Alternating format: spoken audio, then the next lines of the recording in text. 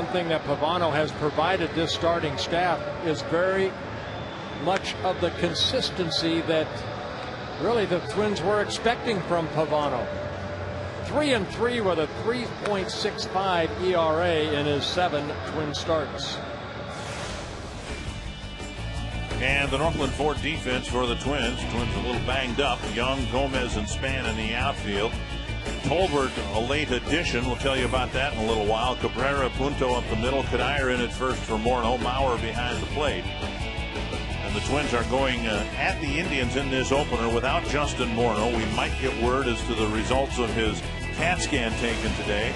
Jason Kubel's neck is keeping him out of the lineup, although he's available for pinch hitting duty. Joe Creedy, the word is now, probably is going to be done for the year. He just has not been able to do much. Very frustrating end to his 2009 season, if in fact it is the end. He struck out 4 times yesterday. So the Twins definitely do not have that full toolbox as they get ready for the last 3 weeks. And Michael Brantley will lead things off in the first. He'll be followed by Jamie Carroll and Asdrubal Cabrera. Well, with Grady Sizemore's season done, it's Michael Brantley has taken over that leadoff spot, and he's done a great job. He's hit in every ball game he's played in so far. He's been able to get on base, hitting .364. 6 RBI in the 11 ball games. Off-speed pitch clips the inside corner, and it's 0-2.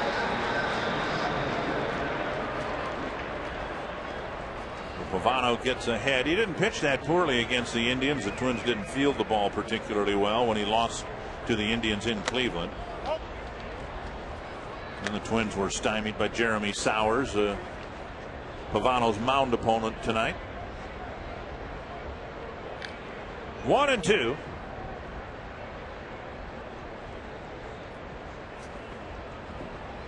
Half swing or an awkward swing and a strikeout to start the ball game.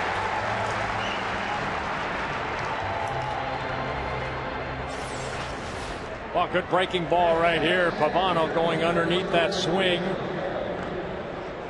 and getting a strikeout. Jamie Carroll will hit. Carroll in at third base for the Indians. We saw him in the outfield a week and a half ago in Cleveland. And Pavano hits the outside corner. Well, Pavano all about control, outstanding control, second in the American League as far as fewest walks per 9 innings. Jamie Carroll has had pretty good luck against Pavano in their meetings. Carroll 6 for 20, a 300 hitter. That's hit to center and hit pretty well, but Gomez lopes after it, out number 2. It's interesting to look at Pavano's job description here with the Twins and what it was when he was signed by the Indians. The Indians had a more veteran rotation, I think you'd have to say, with Cliff Lee, Fausto Carmona. They were expecting him to come back. So maybe in some respects less was expected of Pavano with the Indians than what he's delivered with the Twins since the trade. Well, I think with the Indians, he was coming from 4 seasons of frustration from the Yankees. He was looking for a place just to pitch, to show that his arm was healthy again. And that was his role really with signing with the Cleveland Indians. I want to pitch. They knew that Jake Westbrook was probably out for the year. There were some opportunities for him to get some innings in, and he made the most out of them. And now he's made a very good impression, I think, to the Twins, to where maybe over the winter, since he's a free agent, Twins might look at him and say, you know, he might be part of our rotation next year because of not only his veteran leadership, but also because he's putting us some pretty good numbers. That's the main thing. 12 wins, 11 losses. Where in Cleveland he was asked to kind of fill out the back end of the rotation behind Lee and Carmona. I mean, what's happened is he's been asked to fill a more prominent spot in the rotation. He's, you know, up towards the top of the rotation, maybe behind Scott Baker right now for the Twins. 2-2. Well, he's a guy that knows how to pitch. He'll work both sides of the plate. He'll add and subtract with a breaking ball and a slider. With that split finger, that's sometimes a strikeout pitch for him. It's hit to left. Delman Young is there. So a strikeout, a couple of outfield flies, and a quick 1-2-3 first for Carl Pavano.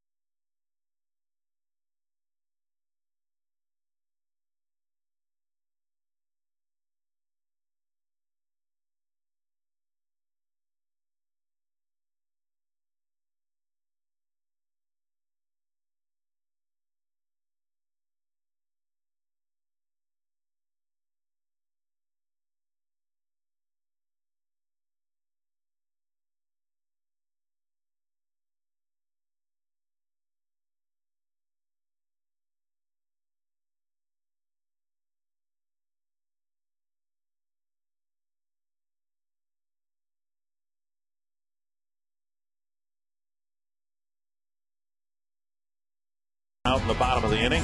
DENARD Span leading off. Orlando Cabrera, pretty good numbers against the Cleveland starter.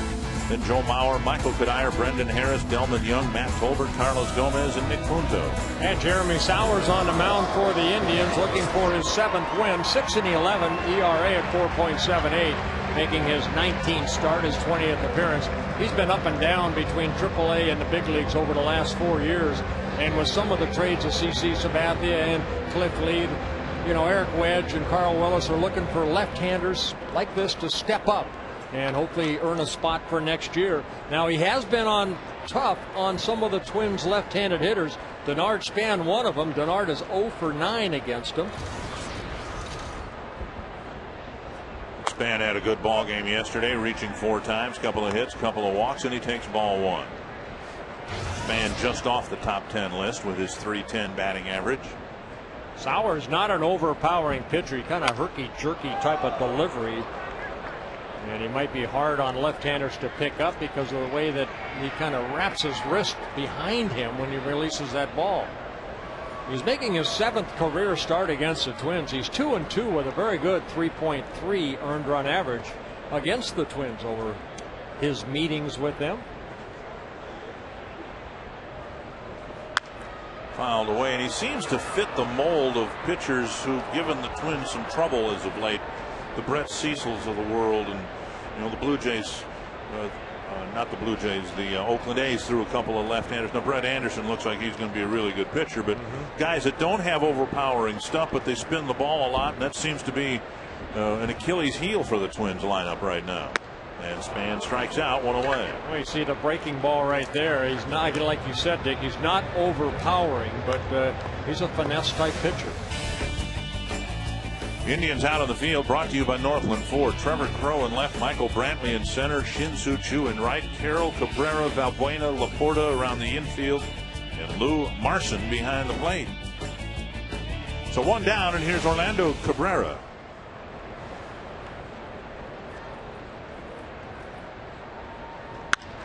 Driven to right, Shin-Soo Choo retreats near the warning track to make the catch. Cabrera quickly retired with a warning track fly ball.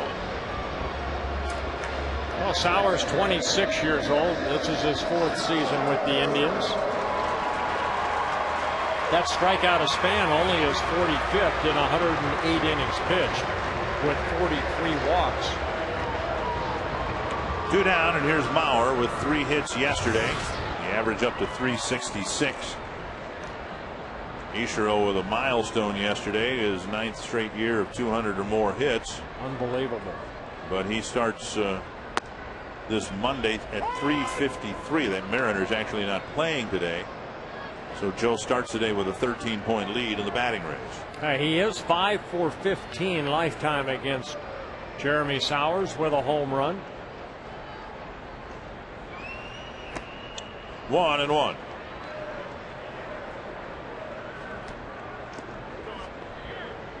Sowers will top out about 91 with that fastball. He'll throw a little cutter, then the curveball, the one that struck out Span, and then the changeup.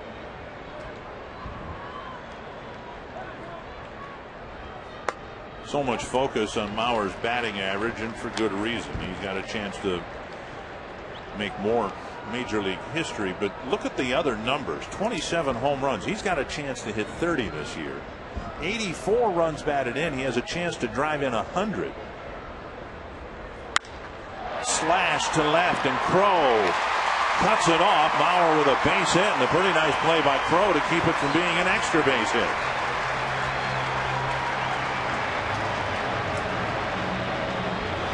Well, you watch Joe Mauer over the season and you see this swing time in and time out. Lets that ball get deep into that strike zone and then just takes it the other way with some authority. That ball hit hard, and Crow flagging it down to keep Mauer to a single. All 3 hits yesterday to left field, and on his first swing today, a solid base hit to left. Here's Cuddyer with a man aboard and 2 out.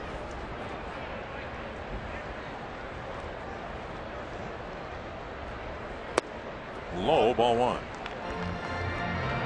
If you're thinking home run, Sowers is very tough to hit a home run against. He's only given up 8 home runs on the year.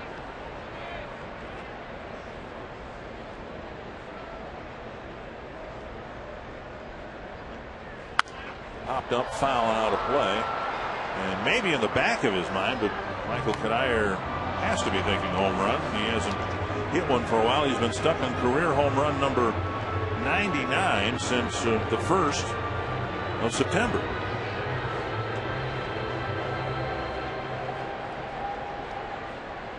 One and one. Yeah, that's the day he hit 2 home runs against John Danks here against the Chicago White Sox.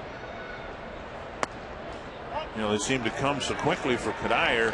Hit 2 in 1 inning, 2 in 1 game, and now he's been stuck at 99 for a while, or this year 24 for a while.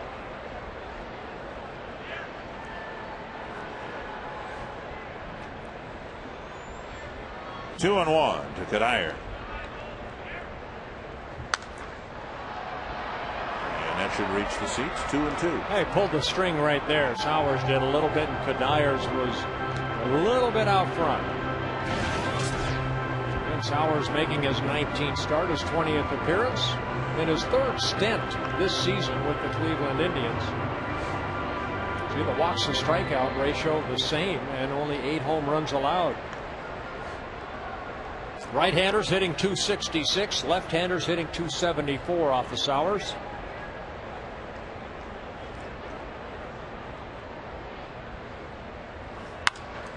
Driven to right. Shin-Soo Choo won't get it. The ball takes a sideways hop. Choo gets it in. They're going to hold Mauer at the last instant, and now he's got to scamper back to third, and he gets back there safely. He made a big turn at third, and Scotty Alger almost had to tackle him. Yeah, Scotty was holding him up, and when Joe Mauer rounded the bag, he kind of looked like he was going to run right through the stop sign. That ball hit the turf and kind of went to Choo's left. Cuddyer hit this ball sharply. Choo going back, and then the ball right behind him. He had to go get it back in. And Mauer looks like he's going to go, and then at the last second stopped, and then now he's caught in no man's land. And when that throw went home, he was able to dive back into third safely. Well, Cuddyer with a double that put runners at second and third with 2 outs. Here's Harris coming to the plate. Michael Cuddyer probably knows what happened out there in right field because he's played out there a lot, particularly after the football season has started here. This one driven to right, and Choo going back, and he will make the catch on the edge of the track. So a couple of 2-out hits, 2 men left aboard, but I think the ball, the drive off the bat of Cuddyer hit one of those seams.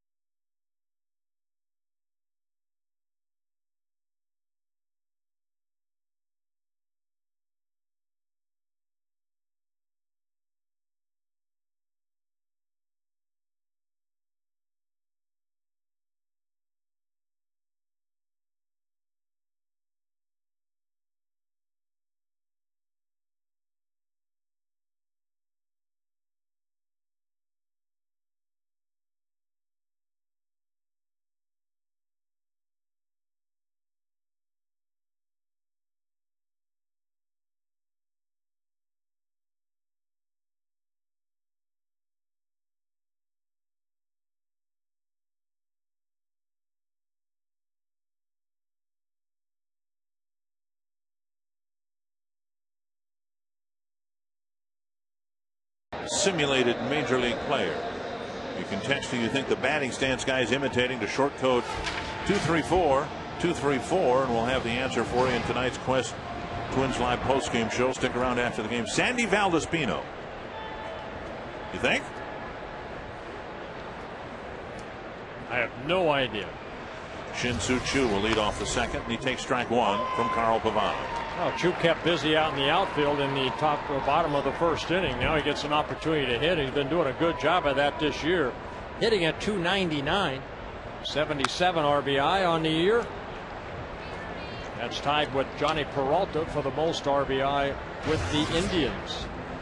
Obviously, in the final 3 weeks, wants to finish with a .300 batting average. It just looks better on your bubblegum card. It looks good on your arbitration file if you end up going through that process. Inside 1 and 2.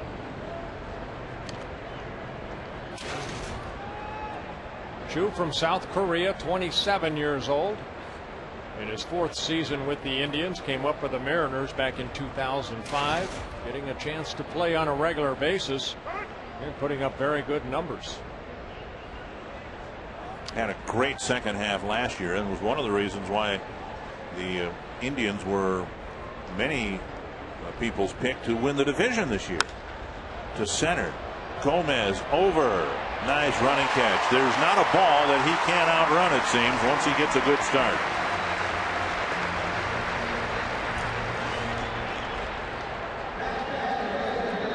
Well, shading him a little bit toward left center, you see Gomez. I mean, how quick he can get over there.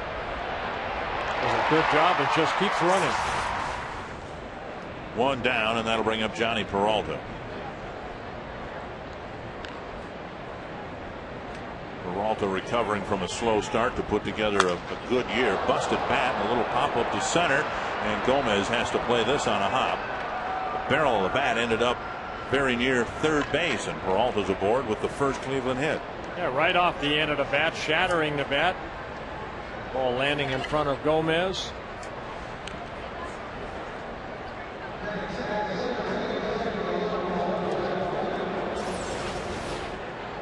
See the barrel of the bat going toward Tolbert.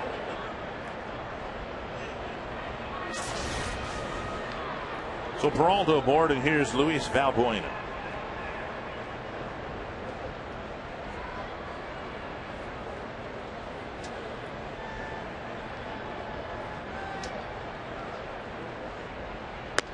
And there's a strike on the outside corner, and Pavano, a strike throwing machine here tonight.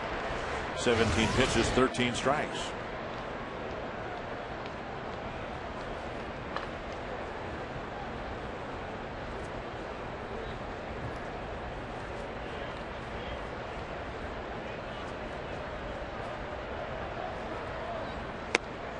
Second base for the Indians has kind of been what third base has been for the Twins. They've run through a lot of players at second base, and Eric Wedge in his tenure with the Indians has seen a whole bunch of players. Cabrera, the current shortstop, might have been the best second baseman they've had, but now Valbuena getting a chance to play there.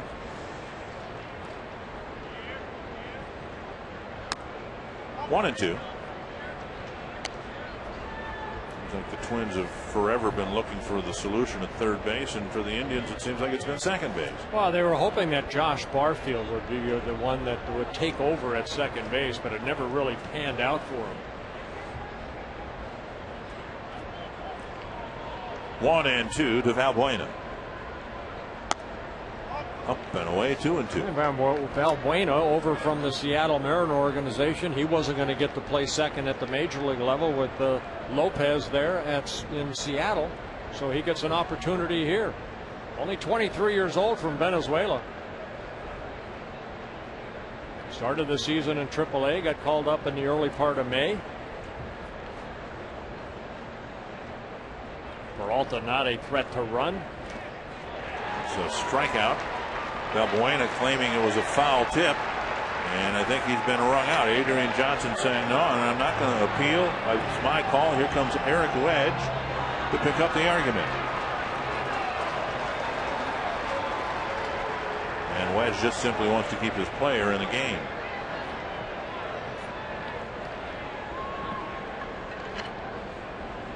Well, you like that. See that from the umpire right there. He took charge right there, and that ball does not hit his bat. It just hit right on the other side of home plate. And Adrian Johnson for sure that it did not hit his bat, so he stuck to his guns. Here's Matt LAPORTA getting a chance to play a number of different positions for the Indians. We saw him in the outfield when we were in Cleveland not that long ago. Now getting a chance to play at first base. Yeah, they're just trying to make something out of that CC Sabathia trade. LAPORTA, the big name in that trade coming over last year, just hasn't really panned out at the major league level.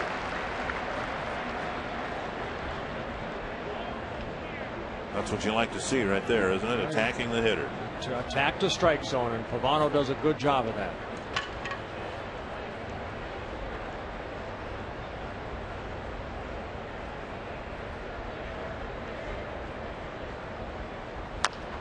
Chopped foul, 2 strikes. You know, the Indians have had to do what the Twins did with Johan Santana. I guess they didn't have to do it with Cliff Lee. They chose to. But there's no way they were going to re-sign Sabathia. And so you're left with trading someone who's going to command a huge contract. The Brewers ended up getting Sabathia for 1/2 of a wonderful season. He almost single-handedly pitched the Brewers into the playoffs. Bouncer to third. And Tolbert goes a short way to end the 2nd inning. The first Cleveland hit coming on a broken bat single. Pavano with a couple of strong innings so far here tonight.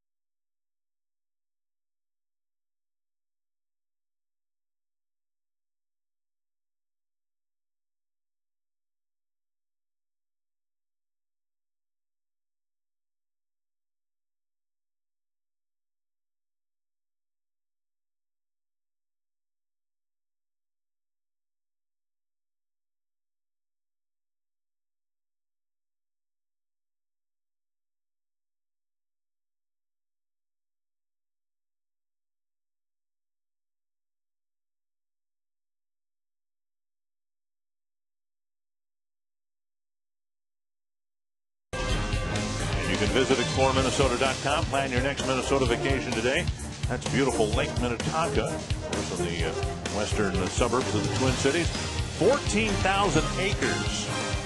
Popular for walleye, northern pike, and as Brian Busher would attest, some pretty big muskies in there as well. And some of the best largemouth bass fishing to be found in the metro area, to be sure. Kent Herbeck has his bass fishing tournament to benefit ALS out there at Lake Minnetonka, and not this past summer, but the summer before, Brian Busher looked into a whopper muskie and landed it, and said when he got his first look at it, of course he's from south of the Mason-Dixon line, he thought it was an alligator.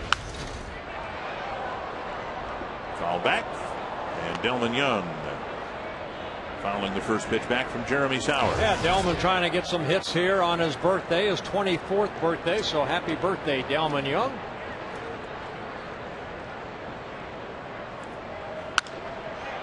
And Shin Soo Choo being kept busy here in the 2nd inning. Fly ball to right, caught for the first out.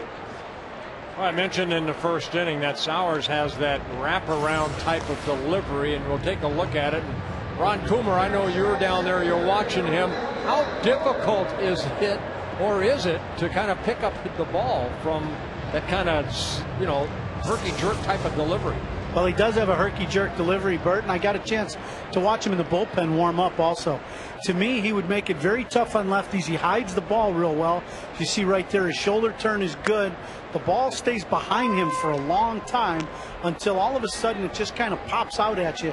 So to me, a righty has a little better chance, but a lefty is really going to have the ball hidden from him for a long time. You know, you came from that Dodger organization, and you know, I know Don Sutton did that. Rick Sutcliffe, they kind of curled behind their back. And is that more difficult to pick up than, say, just a guy that has a big fluid delivery? To me, like a Sutcliffe or a Sutton was one way. And Tolbert didn't have a problem picking that one up. No. Line drive to center to the boy, Matty. It helps when it's in your eyes, too. That's exactly right. But to me, the left-handers, because he hides it, and then all of a sudden he has that extra movement with his wrist, to me, he's a little different than Sutton and Sutcliffe, because it's almost, they did it right away, where he does it almost as his arm is about to come forward in his delivery, which is really odd, and it definitely has some more deception to his delivery. Well, Tolbert and his speed at first base with one away, and Carlos Gomez and his speed at the plate.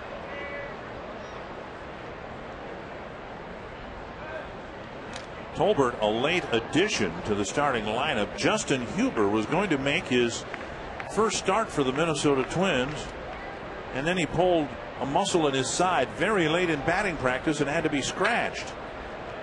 Huber was going to be the designated hitter, and Harris was going to play third. Swing and a miss by Gomez. And when Huber went down with an injury,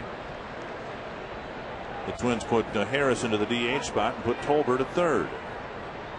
Feel bad for Huber, who spent 9 years in this country playing minor league baseball, a cup of coffee in the major leagues, was going to get a chance to start tonight, and then something tweaked on him and he had to be taken out. I was hoping to see some of that power. He had 22 home runs in AAA. Honestly, I talked to him for, in between his rounds of batting practice to get a little more background on him, and a very interesting young man. And I went upstairs, and within 10-15 minutes he'd been scratched, so something happened very late during his batting practice session. Gomez push bunt, and a nice fielding play by Sowers, and that's just out number 2. Matt LaPorta nearly walked off the field with the ball. So Sowers, a lefty falling toward third base, reverses his field and makes a really nice play. Boy, he got over there like a cat right here. They are the best athlete on the field, of course. And watch Sowers right here, quickly getting to it and flipping it over to LaPorta. And LaPorta thinking, okay, there's 3 outs, and everybody else having to remind him that's only 2. And on the play, Tolbert moves to second. I'm not sure Gomez didn't put that ball on the ground about where he would have wanted to. I think he wanted to kind of push it a little bit more. Get it out of the pitcher's range. Yeah, a little bit harder. Well, Sowers did a great job of fielding his position. Here's Punto taking low, ball 1.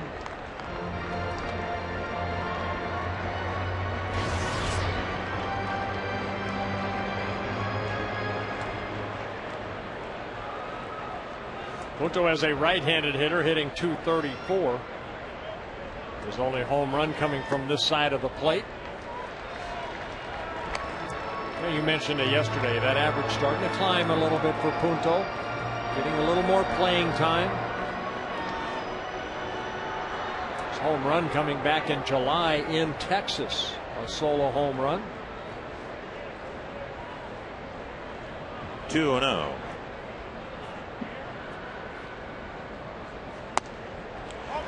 First base open, Span on deck.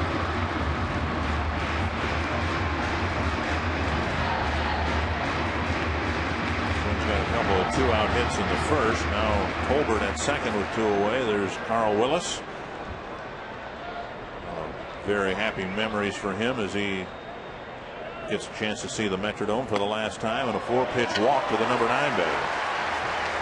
Final game of a wraparound 4-game series. Blue Jays in Detroit. The Tigers had a 2-0 lead with Justin Verlander on the mound. And Adam Lind, with the score 2-1 at the time and 2 men on base, took Verlander deep over the bullpen. Another solo home run against Verlander, who's given up 5 runs in the 6th inning. And Toronto's threatening to take 3 out of 4 in Detroit. Edwin Encarnacion hit the home run, and Verlander coughing up a 5 spot in the 6th inning. Span takes a strike. It was down and away. where the catcher catches it, though. It's where it crosses the plate. Where have I heard that before? You are starting to learn the game of baseball. One strike to Span, who struck out swinging against Sowers in the first.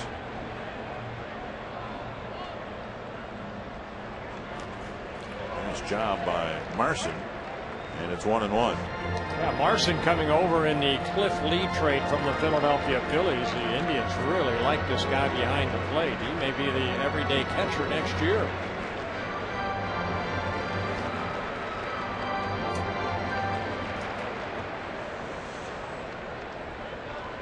Getting a chance to catch some of the staff here as the season winds down.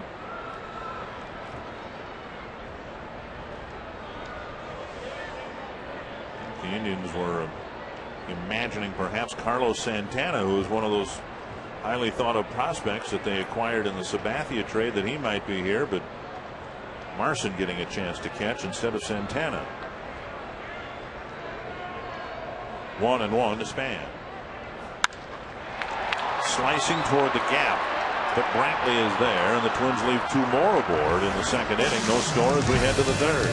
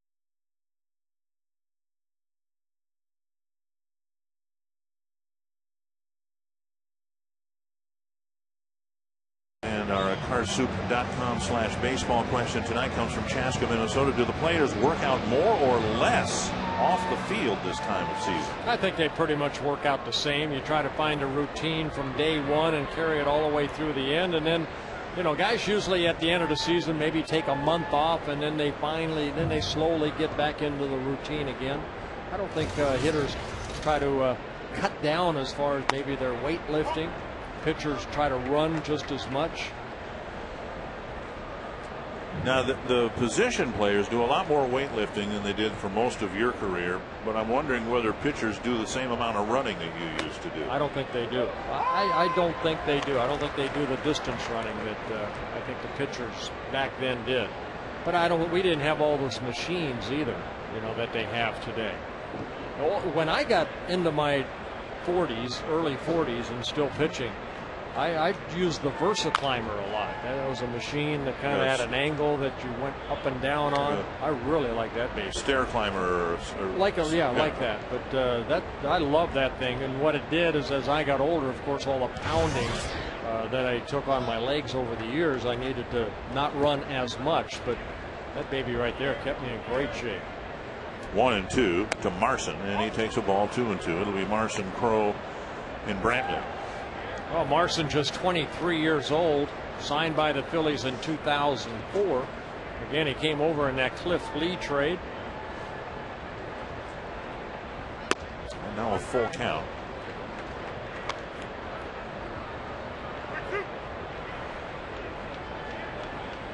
There's Trevor Crowe. He's the 9th place hitter, and Brantley, the leadoff hitter, will follow.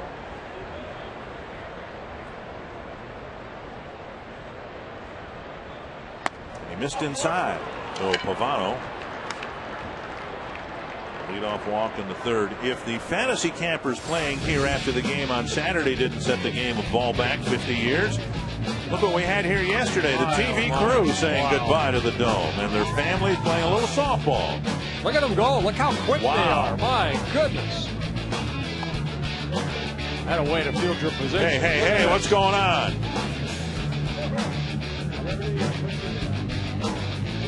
Just having some fun. Crowe takes outside ball 1. They were moving kind of slow today.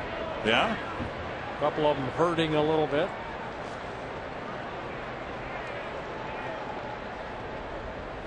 Hard at work. You know, and a lot of the men and women who've been working on our telecast, here's a bunt and a good one. Mauer will let it roll foul. A lot of the men and women who've worked on our telecasts have done so for a long, long time. And I mean, everybody's going to have some memories as we walk out of here for the last time in a few weeks, but it goes beyond the players.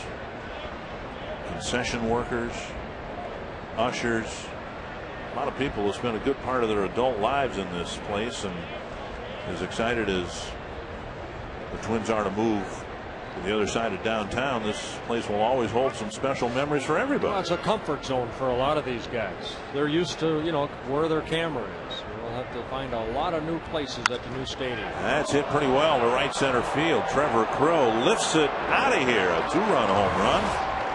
And it's 2-0 Cleveland. Crowe hitting his first home run of the year. Got a breaking ball up and puts the Indians up 2-0.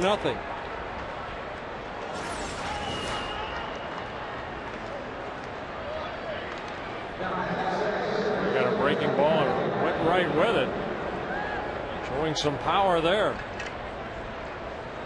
So Pavano did such a great job through the first 2 innings, getting strike 1 on every hitter, and he failed to do that leading off the 3rd. Ended up walking Marson, fell behind Crowe, and then Crowe blasts a 2-run homer. Yeah, that's his first major league home run right there.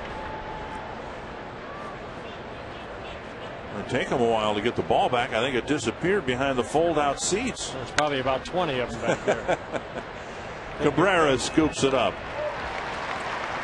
If it's got Lee McPhail's signature on it, it's from the very early years here. 1 down in the 3rd, and that'll bring up Jamie Carroll.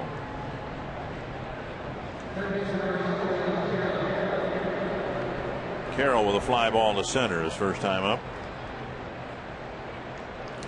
Pavano making the start here. The Twins have an off day on Thursday, and Ron Gardenhire said today that Jeff Manship's going to be skipped. They're going to keep everybody on their regular day. They're not going to push everybody back.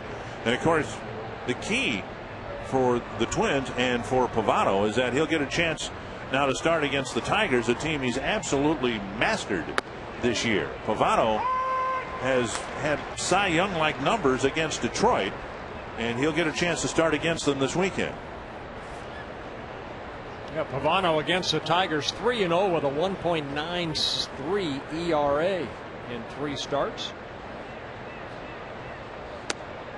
And strike 2, 1-2 to Carroll.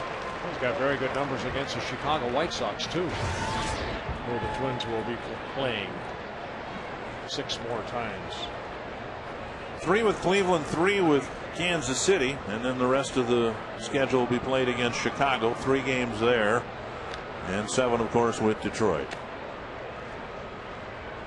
Tigers, by the way, they're trailing 5-2, but they'll be playing tonight and tomorrow without Fernando Rodney, their closer. He appealed his 3-game suspension today, had it reduced by a game to 2, but when you appeal and they finally rule on it, you must serve your suspension immediately. Liner to right, Span with a great jump and a great sprawling catch. The finish impressive, but the start to the catch began with a quick burst upon contact. Yeah, he was shading Carroll in a little bit. He wasn't playing real deep. Got a great jump. And this is why Ron Gardenhire feels that Span can play every position extremely well. Nice jump on this. And a nice slide for a very nice catch. I said the Twins play Chicago 6 more times. They play them only 3 more times. Right. Here's Cabrera taking a strike with 2 away in the inning.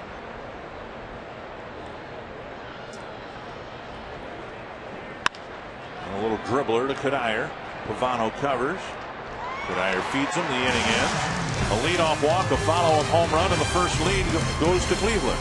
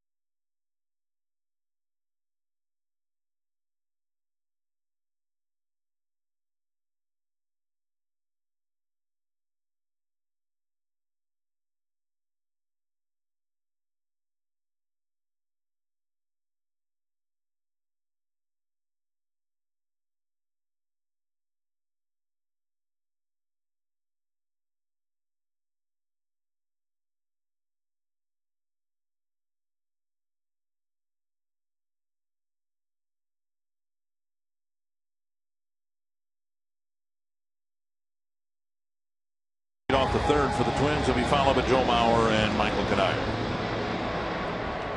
Cabrera and the rest of the Twins players, coaches, front office people, even the broadcasters were invited to a wonderful party put on by the Pohlad family last night. And it's something the Twins have done more often than not. There was a period of time when they didn't do it. But I asked Cabrera today, and he's the closest thing I think the Twins have to a journeyman player. He's played for a bunch of different teams, particularly as of late. And I said, you ever played for a team that did what the Twins did last night? And he said, no. I mean, what the Twins do, just to throw a bash at the end of the year, whether it's a winning season or a losing season, apparently something pretty unique, and it was quite an affair last night. Well, it just shows the class of the Pohlad family. And on behalf of my wife Gail and I know all the players and yourself, Dick, we want to thank the Pohlad family for the shindig they put together last night. It was just a wonderful, if it's possible to have an intimate gathering with 200, 250 people, however many were there, it just was a really wonderful night. And here's Cabrera, who's played for some pretty big market teams, the Angels and the Red Sox. And he's never experienced anything like that. So pretty special night last night. 3-1 to Cabrera here in the third.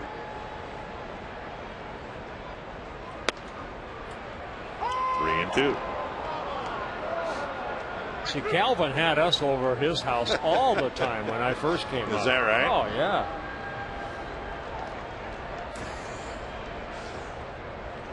We'd have to wash the dishes, but there were so many different punchlines you could have used, but yeah, that mowed his yard for him.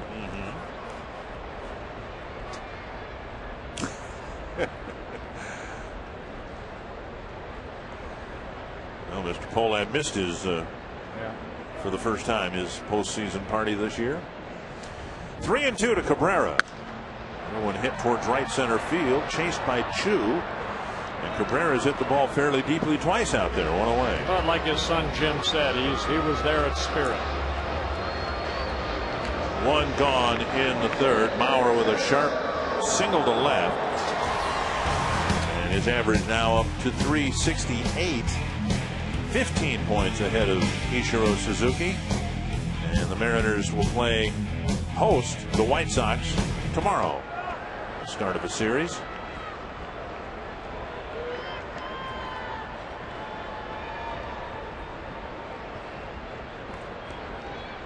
No one here is trying to diminish somebody hitting 368, but I honestly don't think enough is being made of the other triple crown numbers for Joe, because those were accumulated without the benefit of the first month of the season.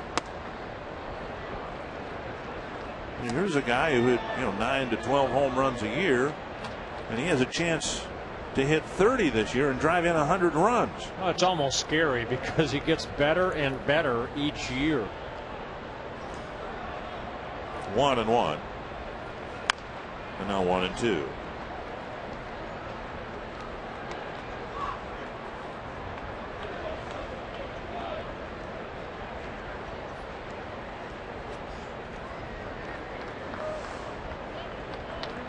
Batting title last year back in 2006, and again this year would have the chance to do it in front of the hometown crowd. Twins finish the season with 3 games here against Kansas City. Sauer's trying to work him inside. Joe got a pitch up and away his last time up and lined it in the left. 2-2. See if he goes to this curveball right here. To center, 2 for 2. He is amazing, and he gives the impression of being a hitter who's going to have a pretty good finishing kick here in the final 3 weeks. Well, Sauers kept working him in, and then finally leaves the ball up. I think he was trying to go away with this pitch. Joe lines it right back up the middle for his second hit. Kanayer doubled to right center field in the first inning. Twins out hitting the Indians 4-2, but they're trailing 2-0. At the knees, a strike.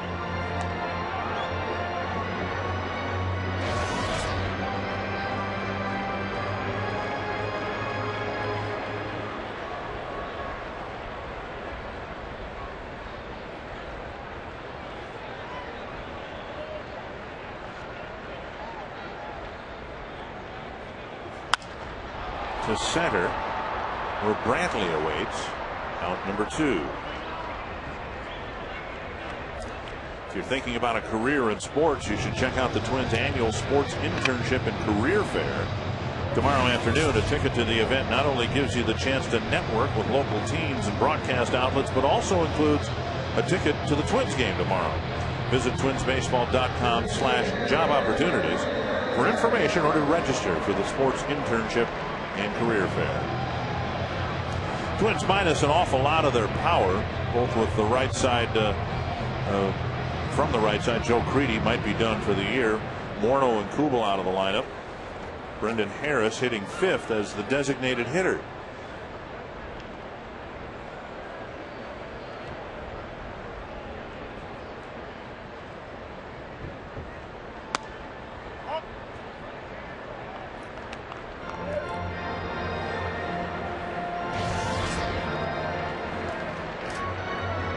One and 0 to Brendan Harris.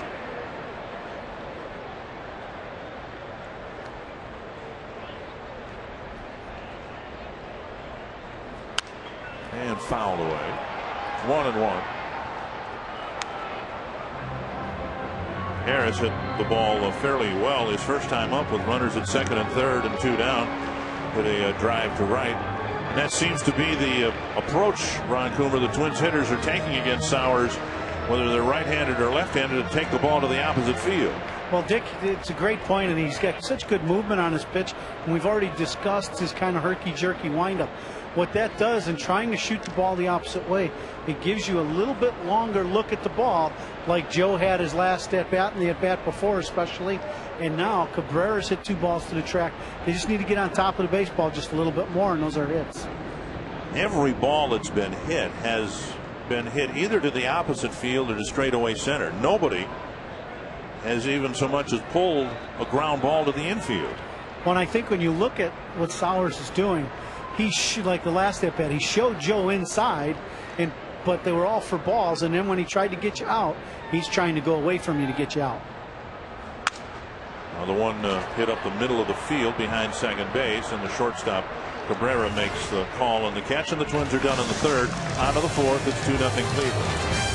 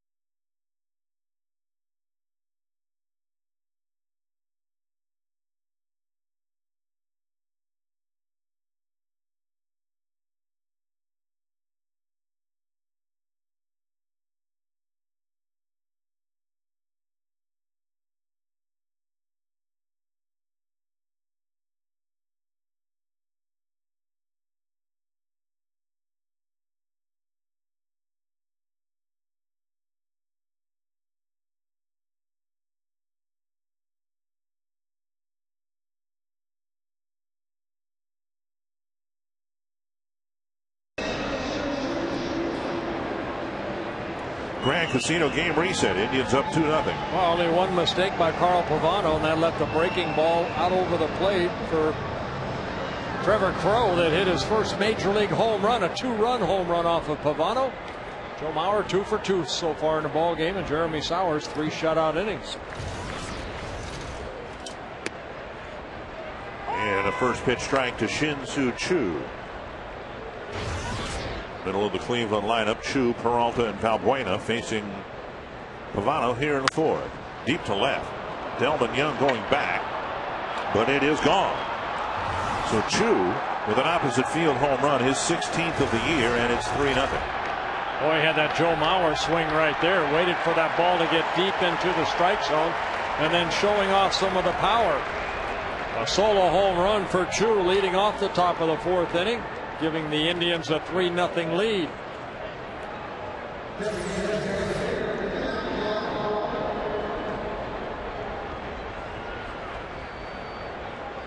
Choo at 5'11", about 200 pounds, showing some power right there. Peralta takes strike one. Shattered his bat, got a bloop single his first time up.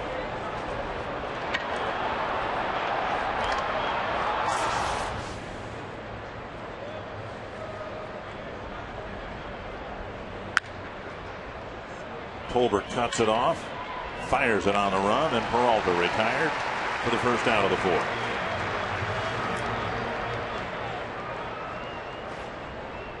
Aflac trivia question. With one gone in the top of the fourth and a picture of Bert Blyleven. Which Cleveland pitcher holds the club record with 6 putouts in a game? You? I believe it is. Is it really? It was in Seattle. Covering first, catching a pop-up or two, or mostly covering first. I had a good sinker that night.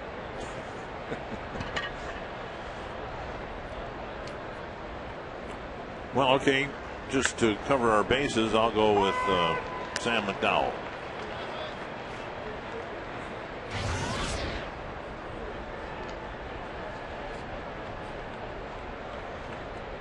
1 strike to Valbuena.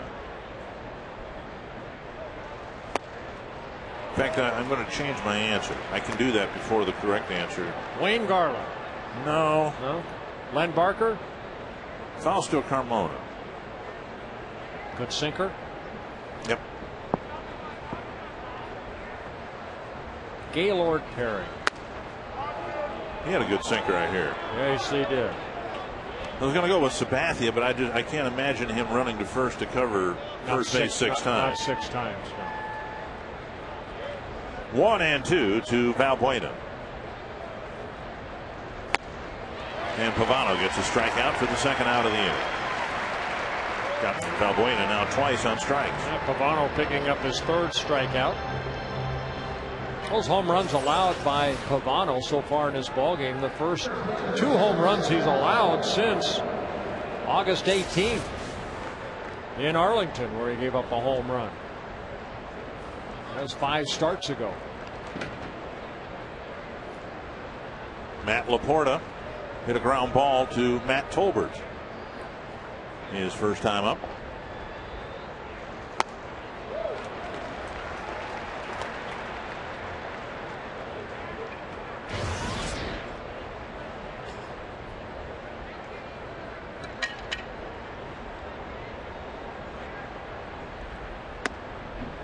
And strike 2. Adrian Johnson has had a pretty generous strike zone here behind the plate. Nothing wrong with that.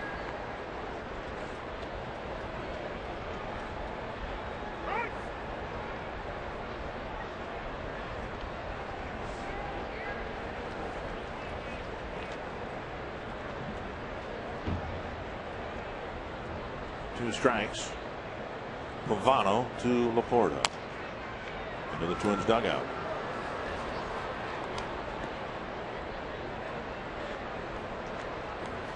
Pavano in his last start against the Toronto Blue Jays was faced up against Roy Halladay, and Halladay was the one that gave in finally at the end. Pavano ended up working 7 1/3 innings, allowed only 1 run. The Twins won that game 4-1. Foul back.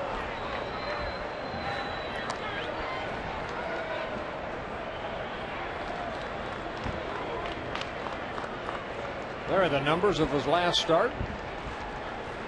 Winning his 12th win of the year and his 3rd as a Twin.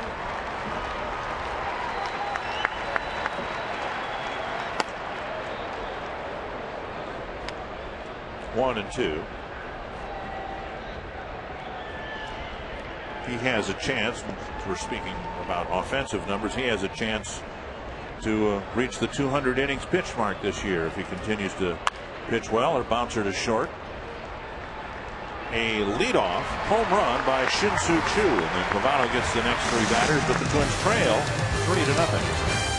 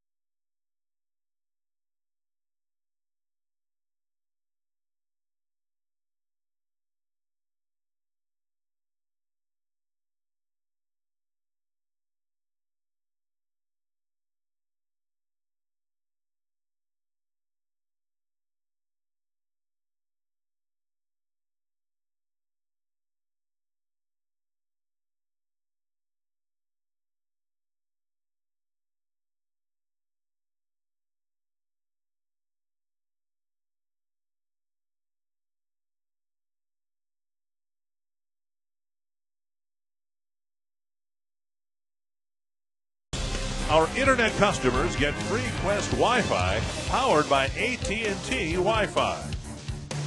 And by Grand Casino Mille Lacs and Grand Casino Hinckley. Expect grand. Well, Trevor Crowe with a 2-run home run. And his outfield mate Shin-Soo Choo with a solo home run. And it's a 3-0 Indian lead. Twins have had some threats against Jeremy Sowers. With this opposite field or up the middle approach, we'll see what they can get done here in the 4th.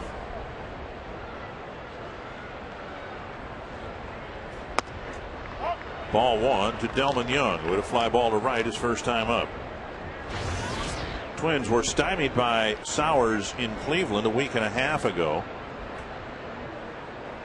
He set down the first 10 men he faced. And then the Twins started putting together some really good at-bats and having success. Sowers pitched well, obviously, but he was a little fortunate, too. Alexi Casilla, with the Twins threatening to really come back into the game, hit a ground ball right to the third baseman at the bag. A critical double play. One of the few balls the Twins pulled in that game against Sowers. He wobbled a little bit, but survived 6 innings against the Twins. Yeah, gave up 6 hits, 2 runs, both earned. No walks in that ball game. It's the first time this season he pitched a ball game, did not have a walk in the game. High hopper off the glove and deflected right to Cabrera. A low throw dug out by LAPORTA. Ball bouncing all over the infield there. The bottom line is Young's retired. That ball looked like it was going to go into center field. Sowers just at the last second put that glove up and deflected that ball over to Cabrera. A low throw. And LAPORTA, a nice pick over at first base to get the birthday boy Delmon Young. So the play going 1-6-3.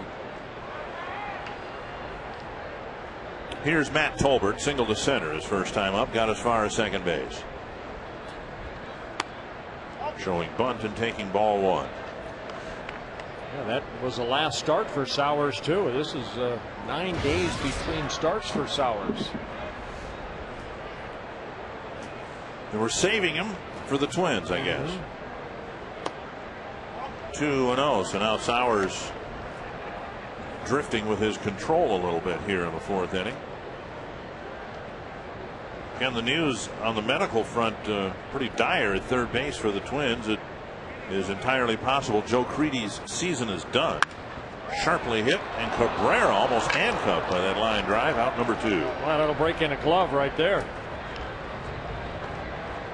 2 down. Gomez to the plate. Do you think you were the guy on our Aflac trivia question? I don't know. I did a lot of running that day. We'll find out. And the answer is Bert Blanevin. That was in Seattle. Now, did you really remember that? Yeah, Pat Tabler, I believe, was the first baseman that day. Pat Tabler, we just saw him in Toronto. Right. And there are a lot of ground balls to first base for some reason. And all that running you did as a player paid off because you were asked to run. Yeah, get over there. Get over there. I'm coming. I'm coming. But how about that? The Tabler owns the record for assists by a first baseman in a game. He fed it to you 6 times. All 6 of them from the first baseman. I thought there might be, like a 3-6-1 double play or something like that, but I couldn't get over that quick. 1 and 2 to Gomez.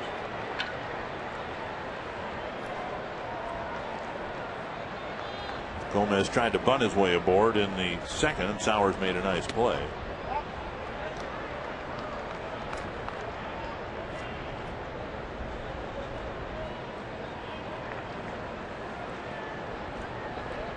In the top of the 8th now, with the Blue Jays still leading Detroit 5-2. Now Sowers again running the count full here. He's missed on some pitches, but still has managed to walk just the 1 batter.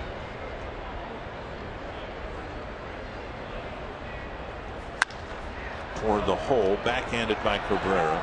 Great arm, and he fires it on target this time, and Sowers has his first 1-2-3 inning.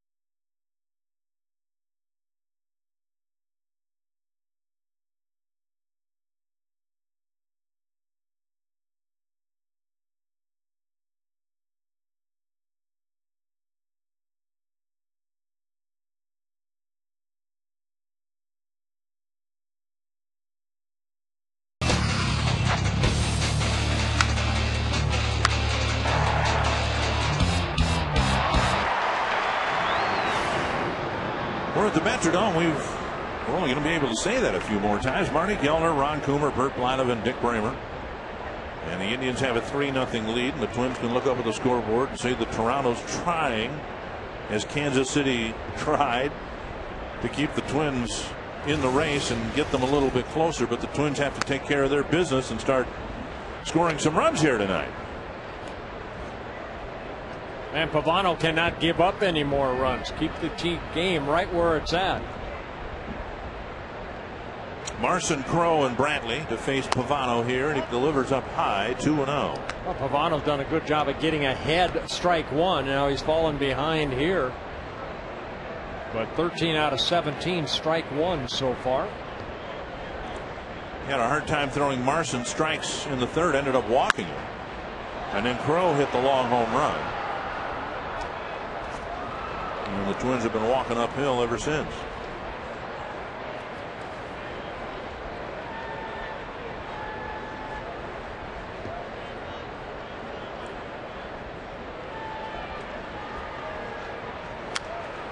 Two and two.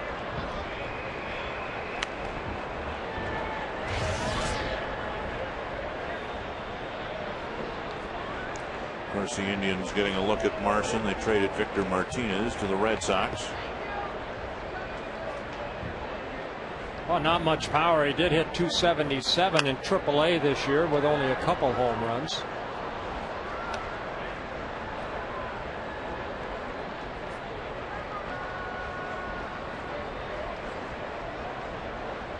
Remember when Martinez first came up, the Indians thought he would be a catcher who might win a batting championship. He'd done so in the minor leagues.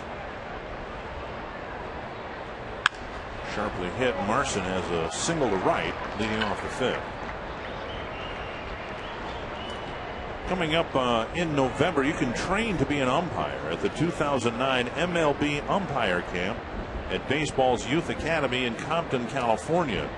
Classes and on-field instruction by major league supervisors and former big league umps with over 200 years of combined experience.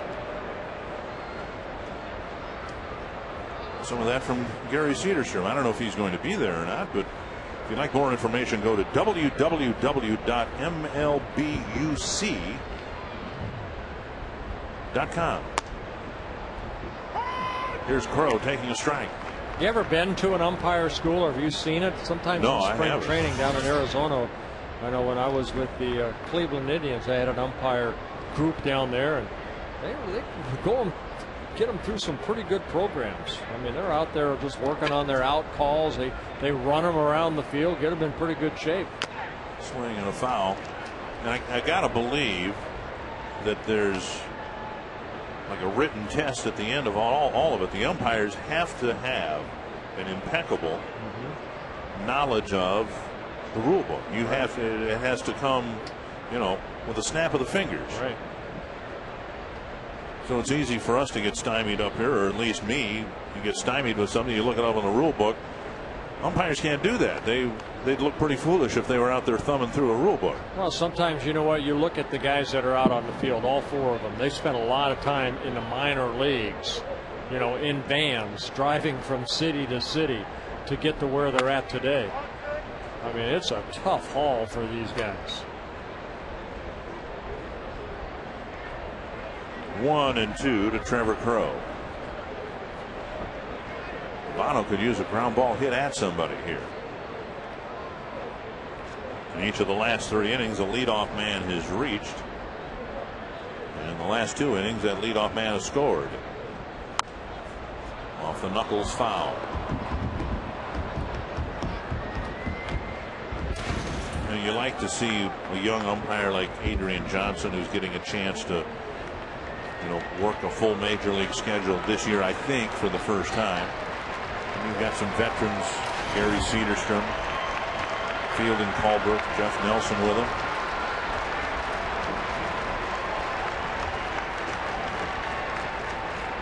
One and two. There's a ground ball foul. And I'm not going to, I mean, it's exciting to see good young players in Major League Baseball. I don't know that it's exciting to see a good young umpire, but you like to see, you know, somebody with a fresh approach, fresh attitude. Oh, we had Steve Palermo in Kansas City. I mean, that to me, he brought a lot of enthusiasm with him to the ballpark. You know, then the baseball, of course, had the characters like Ken Kaiser and Gerwood Merrill, Frank Luciano. Picked up by Cuddyer. Out at second. Safe at first. Nice pickup by Cuddyer, who seems to be feeling a little more comfortable there with a little more exposure at first base. He made some good decisions in yesterday's ball game, getting off the bag to get throws. Right here, one little hop right there. Cuddyer smothering it, making sure he gets the lead run, and then going back to the bag. And Gary Cederstrom, the crew chief here, right on top of that, noticing that the ball hit the ground first. What a nice play right there by Michael Cuddyer.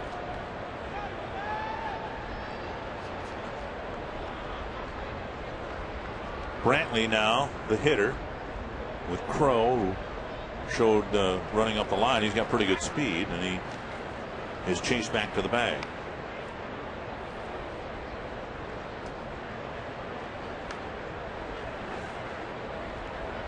Seen teams run quite a bit on Pavano, regardless of who's catching.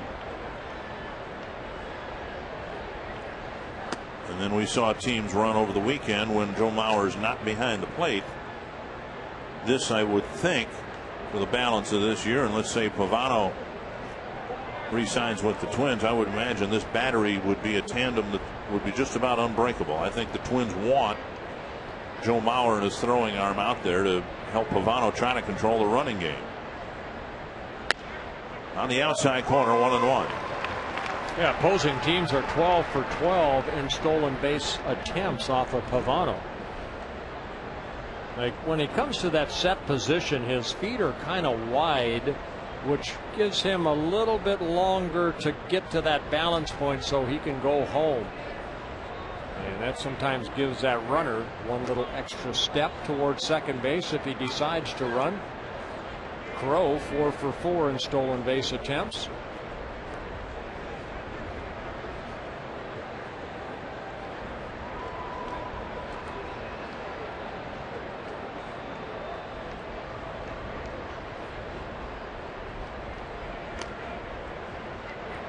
And so many times it seems you see it, a pitcher who might be slow coming to the plate also seems slow with his pickoff move.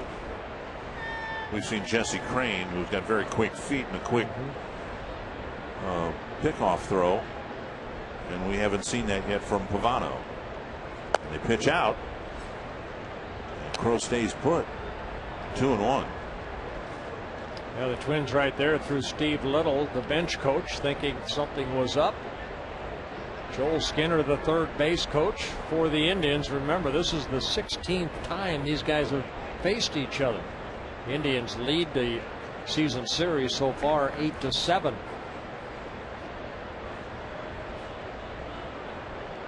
Ooh. Well, looked like he was taken off. He sure did. Pavano just stepped off the rubber, and Crow flinched toward second base.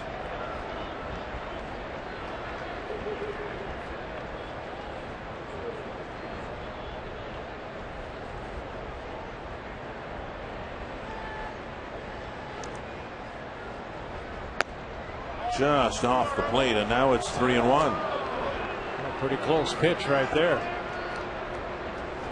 There's Joel Skinner relaying the signs over to Crow. Luis Rivera, the first base coach for the Indians.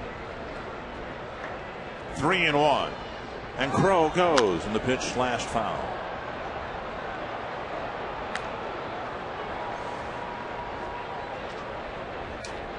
Eric Wedge, of course, the manager, and a lot of people in limbo with the Indians, wondering whether they're going to have jobs next year. Well, hopefully he'll be back. He's in his 7th season with the Indians. Just a couple of years ago in 2007, named the American League Manager of the Year because his players performed for him. A lot of injuries, a lot of trades. Will put the Indians 20 games under 500. Crow goes, and the pitch lifted to left. Young makes the catch, and almost looked like he overran the ball a little bit, and the throw cut off by Punto. Like he might have lost the ball on the lights a little bit. Yeah, that's a tough catch right there. Good catch by Delmon Young, because that ball on that flight a lot of times gets in the lights. Tomorrow night features the popular all-you-can-eat seats. $34 buys you an Upper Club ticket and all the ballpark fare you can handle, meaning hot dogs, nachos, peanuts, pretzels, popcorn, pop, water. To purchase tickets, call 800-33-TWINS tonight or log on to twinsbaseball.com. Come to the Dome and be one of your last shots at getting a Dome dog. But I'll bet at Target Field next year they will have hot dogs. I bet they'll sell those in the new ballpark.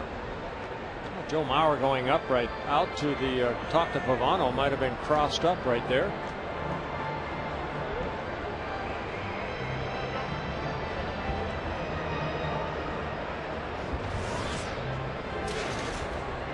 .75 pitches for Pavano, and very good strike to ball ratio.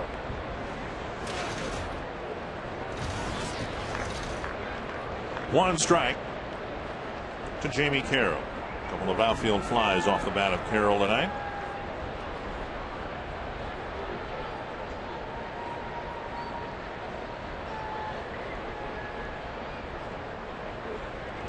Carroll not blessed with a lot of power or extra base power. So if Crow was thinking of stealing second during the Brantley at bat, you'd think he surely would be thinking of going to second on a stolen base attempt here with Carroll at the plate. But he doesn't go on the first or on the second pitch, and it's 1-1. Yeah, Carroll about 5'9". His best year back in 2006 when he was with the Rockies, he hit an even 300 in 136 ball games for the Rockies. Utility type player that can play anywhere on the field. You've seen him in the outfield tonight at third base. And there goes Crow, and the pitch hit to right. It's down for a hit. Span with a great jump. Here's his throw. Got him. A great charge and throw by the Twins right fielder to nail Trevor Crow at third.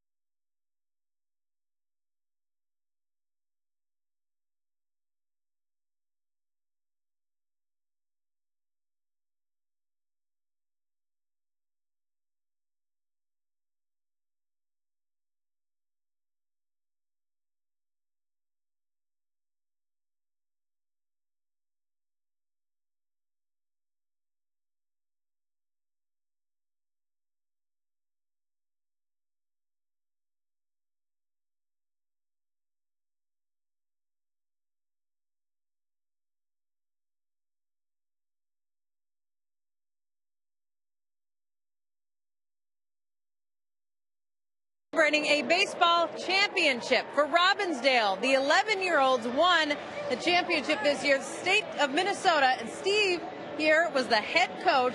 Steve, we see the Twins in a pennant race right now. You know what it's like. You battled through the competition. You won a championship in the end. What was the whole thing like? Oh, it was a lot of fun. The kids played good as a team, and they were very offensively strong, and we had a lot of good pitching, and they got it done. And as a reward, as the head coach, who sometimes goes unrecognized, Steve, $100 worth of Minnesota Lottery scratch-off tickets for you. All right, thank you very much. Appreciate it. All right, Dick and Bert, we're celebrating up here for Robbinsdale. Thank you very much, Mark. Yes. There's a drive to left center field, but nice running catch out there by Michael Brantley, who can cover a lot of ground. Punto hit it pretty hard, put a little bit of a charge into it, but Brantley just seemed to glide after it for the catch. Yeah, he really did. He made that look easy. From our angle, when Punto hit this ball, it looked like it was going to be in the gap, but Brantley just kind of nicely ran over there and made a very nice catch. Here's Span, who hit one to about the same spot on the field in the second inning. He's 0 for 2 against Sowers and is still looking for his first career hit. He has made 2 sterling defensive plays here tonight, including the throwout of Crow at third to end the top of the inning. Swing and a miss, 1 strike. This is the point of the game where the Twins started to gain on Sowers in Cleveland a week and a half ago. Well, he's doing a good job of adding and subtracting, especially against Span. Struck him out in his first at bat on that big slow curveball. Then Span a fly out victim in the second inning to end that threat for the Twins. And now he's 0 for 11 lifetime against Sowers. And inside 2-1.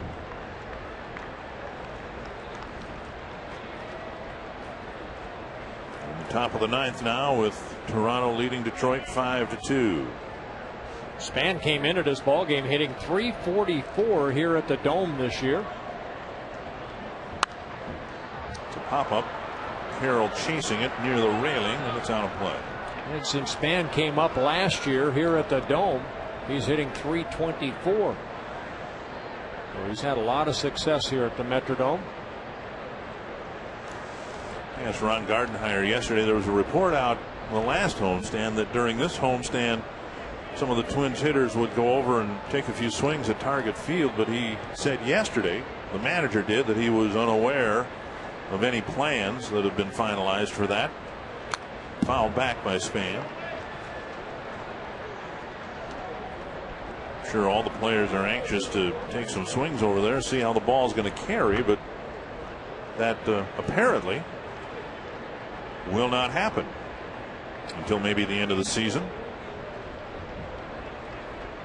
Biggest concern right now, hopefully getting good word, good prognosis, an encouraging report on Justin Morneau.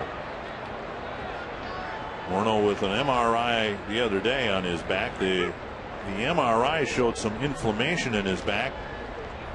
Today a CAT scan, somebody was going to read that, and the Twins hope to find out before, during, or after the game what the results of the CAT scan are. Another foul by Span. Span just doesn't look comfortable against Sowers. There are certain pitchers sometimes that gives you trouble, and it sure looks like Sowers is one of those guys. He's missed some pitches. He's fouled them straight back, but he's yet to really hit the ball solid yet.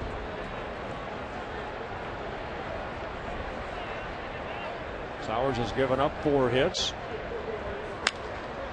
That's chipped down the left field line, and Crow in foul ground comes up just a little short. So Span will have another swing. Yeah, that ball just kept slicing away from him a little bit. Good effort right there by Trevor Crow going into foul territory and coming up about a glove short. Went a long way for this ball and just out of his reach.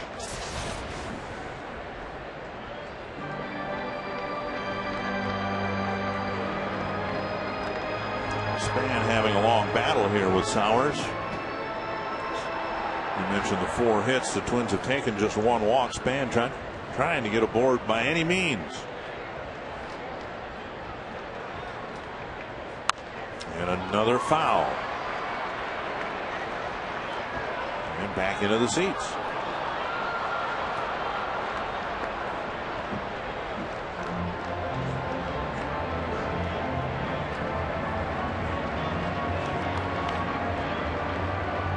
Sowers originally signed by the Indians, their #1 pick back in 2004 out of Vanderbilt University. There's a twin brother that went to Yale, signed by the Toronto Blue Jays, a right-handed pitcher. That's hit pretty well to center. But Brantley back to make the catch. So a long battle, and Sowers wins that one as well. 2 down and 7 in a row. Set down now by Jeremy Sowers. Thursday, high school football returns to Fox Sports North. Tune in for a classic Lake Conference matchup between Hopkins and Minnetonka. High school football night presented by Quest. Thursday at 7, only on Fox Sports North. 2 down, and here's Orlando Cabrera.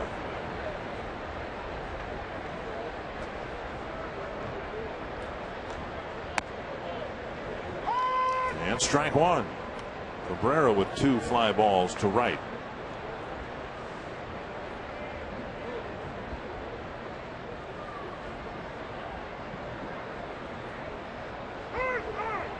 Time call.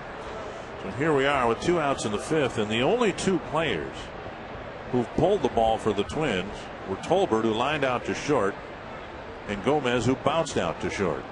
Everybody else has tried to hit the ball up the middle or to the opposite field. 2 strikes now to Cabrera. He pulled the string right there, just threw a little off that fastball.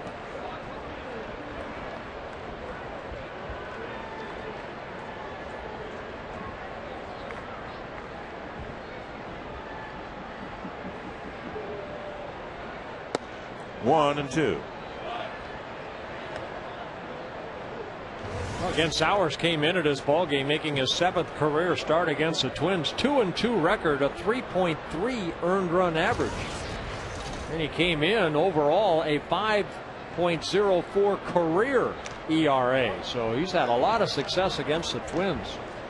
Making his 68th career start. He has only 18 wins, 28 losses in his career. Again, as we've gone through the month of September, it just seems like the Jeremy Sowers type has just given the Twins trouble. Mortensen the other day against the Twins. Well, Mortensen was a right-hander. Oh, Brett Anderson. Here's a drive to right. And Chu has to fight the lights to make the catch. Back-to-back 1, 2, 3 innings for Sowers. And a 3-0 Indian lead. Who will it be? Who will be?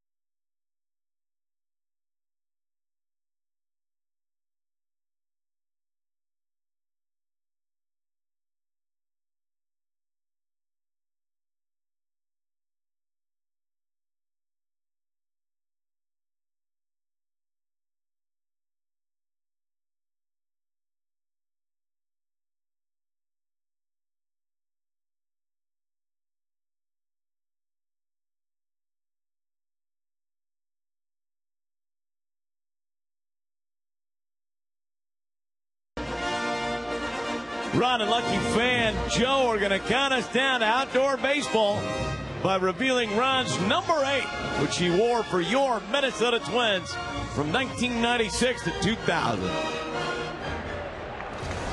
Atta baby, Coom Dog. You know what I like about those, and it's really been a nice feature for the Twins this year, but the music they put on in the background is like Ron Coomer should, come into the arena on a chariot. It sounds like the soundtrack from Ben-Hur. Here's Cabrera, Asdrubal Cabrera, taking a strike now, a ball, 1-1. Cabrera, Chu, and Peralta with the Twins down 3-0.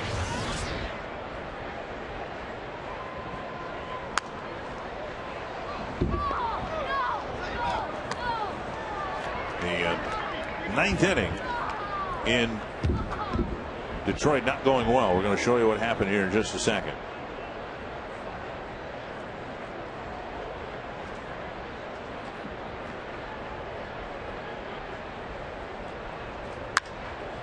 And down the left field line. Ryan Heck made that catch on a slicing line drive. I hope so. Rich Del makes a big smile on his face.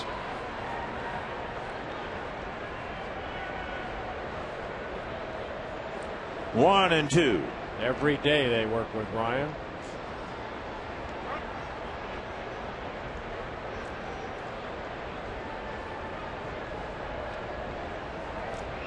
Stelly's still laughing down there.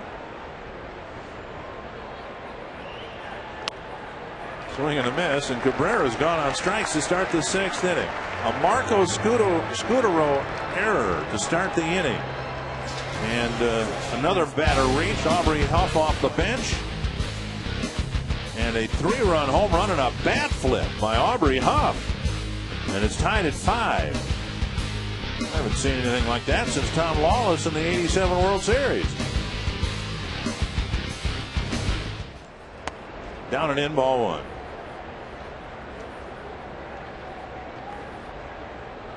And remember, as the game goes into extra innings, if it does, Tigers will be without Fernando Rodney, their closer, who will start his suspension today, and it'll continue on through tomorrow. 2-0, Pavano to Chu. Well, trying to come in on Chu right there. Chu in his last at bat got a fastball away and hit that home run the other way. And this time a fastball up, and he lines it right back up the middle. So Chu picking up his 2nd hit and the 6th for the Indians. And now Johnny Peralta. 85 pitches for Pavano. Peralta shattered his bat single in the 2nd, then he bounced to 3rd in the 4th.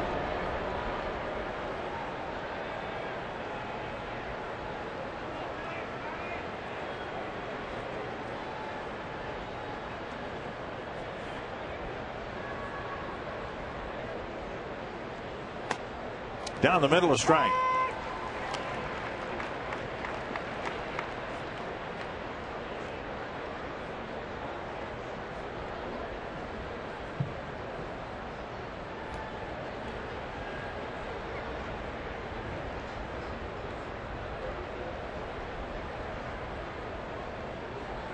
Peralta, normally the 3rd baseman, the designated hitter here tonight. Bauer sitting inside as Pavano steps off. Chu very good as far as stealing bases. 19 stolen bases in 21 attempts. So you have to keep an eye on him at first base. Very good lead.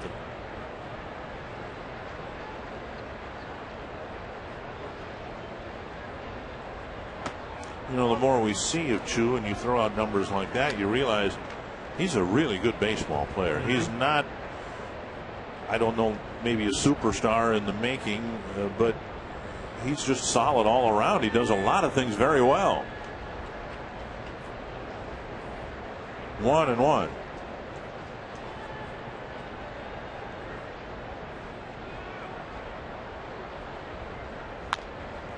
Bounced foul, and it's 1-2.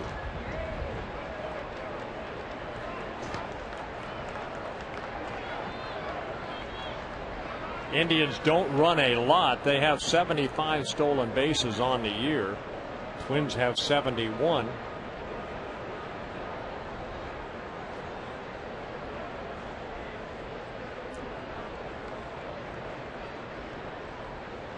Offensively, the the Indians have a pretty good year. They're 6th in the American League in hitting. They scored more runs than the Twins. Just that their pitching has been very inconsistent.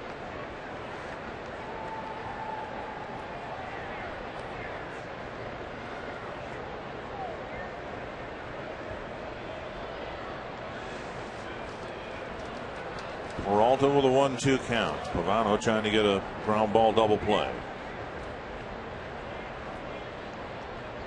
Chu takes a big step towards second but does not go. Peralta's bounced into a team leading 18 double plays this year.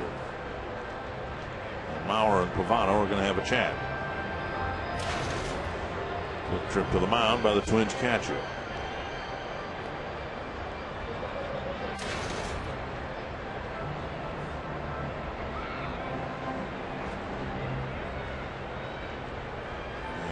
Conference in the dugout, but no one picking up the phone. There's Steve Little giving the signs. Be tough to pitch out on 2-2, wouldn't it?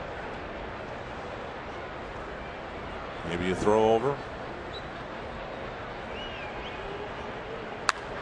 Hook foul.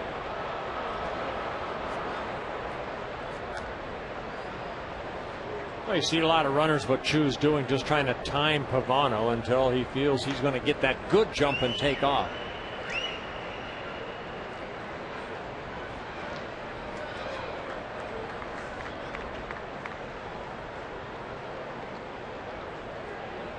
Why, as a pitcher, when you don't have that best of move, what you try to do is just mess up his timing as far as holding the ball.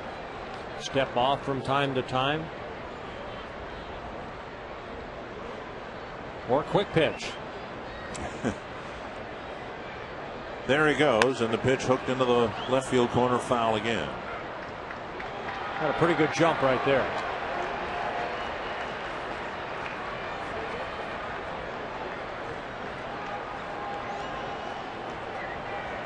It's been a long at bat here.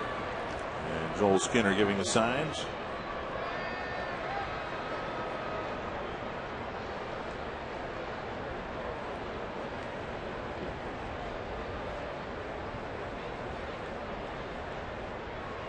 Now hold it a little bit longer. And missing inside to make it 3-2. Now see what Michael Kadyr's asked to do right here. Still hold Chu on.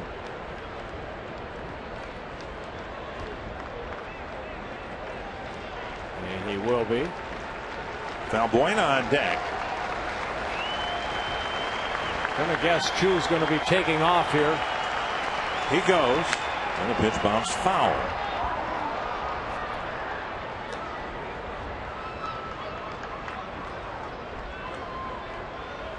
Pitches in this at bat, and a lot of attention paid Chu at first.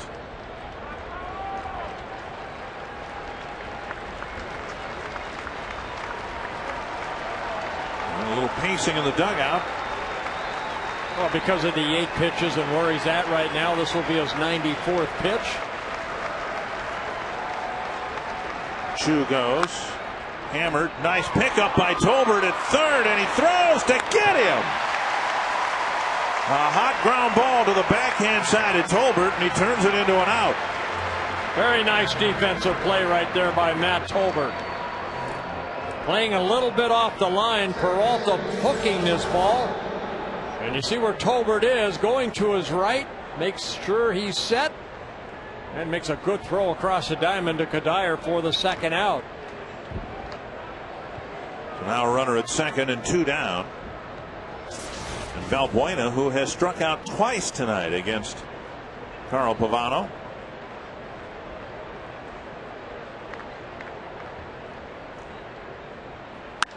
Lifts a fly ball to left field. Delman Young chasing it. DENARD Carlos Gomez with the call and the catch to end the inning. Bottom of the 6th coming up. Twins down 3-0.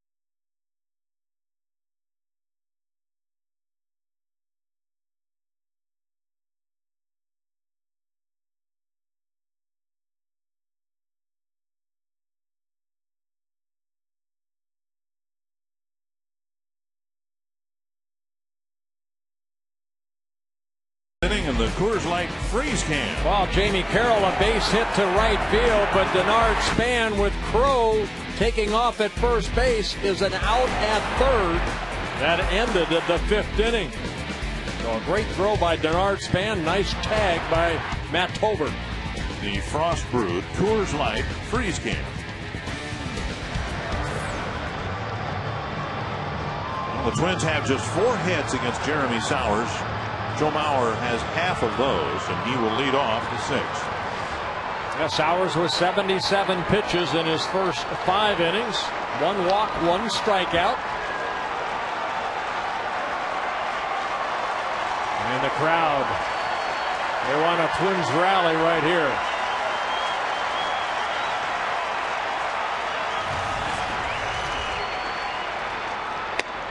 Down and away, ball 1.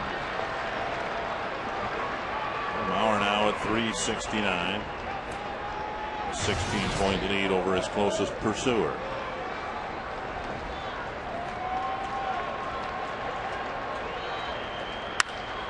Unbelievable. 1 to left, 1 to center, 1 to right. So the leadoff man is on. You know, that's kind of like in batting practice. If you watch good hitters, their first round they hit everything the other way. Second round they try to take it up the middle. Third round, okay, let's try to pull the ball a little bit. That's exactly what Joe Mauer has done here tonight. That ball a little bit on the inner half, and Joe reacting and pulling the ball for his 3rd straight single. Well, here's Kadire, a double to right field, his first time up. Up the middle, gloved by Cabrera, and a double play neatly turned by Cabrera, Valbuena, and Laporta. Yeah, nice little backhanded flip right there. Kadire jumping on that first pitch. And Cabrera, nice play, just flipping the ball. Watch Cabrera move right here. Little backhanded flip over to Valbuena. Good strong throw over to first. And just like that, 2 outs. Harris, who's hitting 5th in the Twins lineup with Morneau, Kubel, Creedy out, with an assortment of injuries. Strike 1 to Harris. Fly ball to right and a pop up to short for Harris.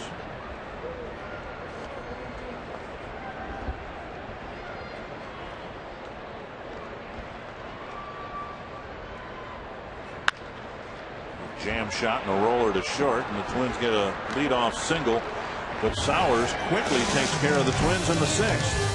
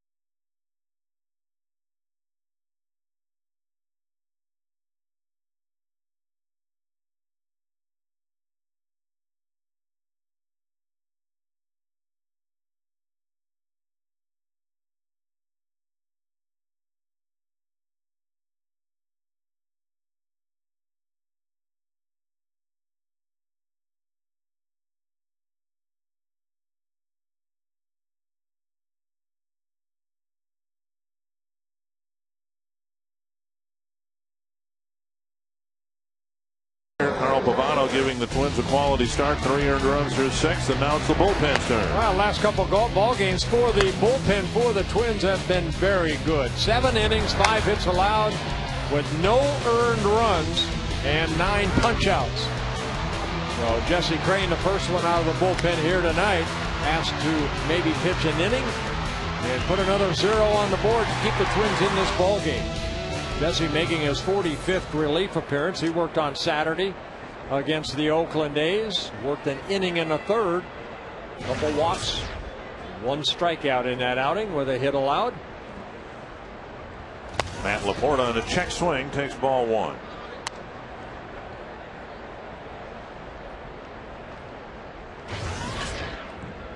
LAPORTA, Marson, and Crow, bottom third of the Cleveland lineup. Pavano giving up just 2 home runs, 1 with a man aboard, and the only 3 runs the Indians would score over 6 innings. Whether you like the term quality start or not, he gave the Twins a chance to win. He kept them in the ball game. Yeah, 5 straight quality starts for Pavano. And coming into this game, he's 2-2 in those 4 previous starts, and hopes to get a no decision here tonight. Hopefully the Twins offense can pick him up a little bit over the last 3 innings.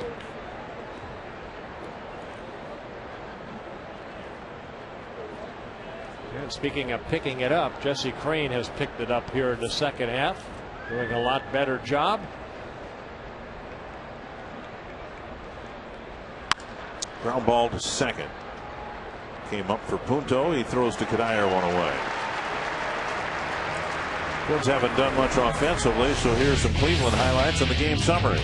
Well, Trevor Crow, his first major league home run coming against Carl Pavano in the 3rd inning after Pavano walked Marson to lead off the inning. And then Chu hitting home run number 16 on the year, leading off the top of the 4th. Jeremy Sowers, after Joe Mauer got his 3rd hit, got the big double play off the bat of Michael Kadire, has pitched 6 shutout innings. Ball 1. Going to the bottom of the 10th in Detroit, still tied at 5. Marson with a walk and a run scored and a sharp single to right. Over the Cleveland dugout, 1-1.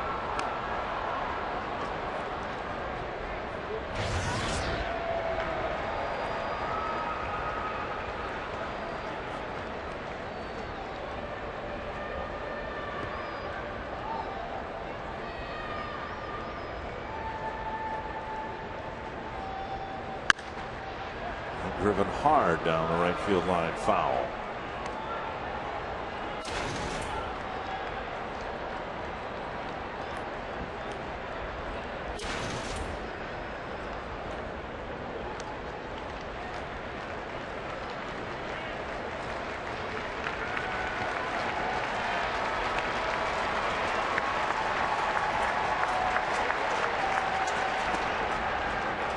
Two and two. Marson might get a chance to catch. Kelly Shopik, who had been doing a lot of the catching for the Indians, has had a disappointing year after a good year last year. Victor Martinez traded. Yeah, Shopik really struggling against right-handers, hitting only 184. Doing a better job against left-handed pitchers, hitting over 300. There just seems to be some life in Crane's pitches that was not there at the start of the year. He's tinkered with his mechanics a little bit.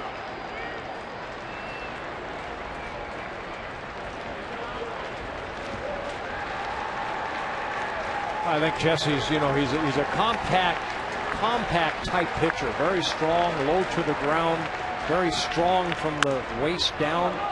Does a good job of driving off that mound, and I think what we saw at the beginning of the year, just a lot of pitches up in the strike zone, and I think what we've seen since August 1st, he's done a good job of getting out front, keeping that ball down in the strike zone a lot better. 2-2 again to Marson.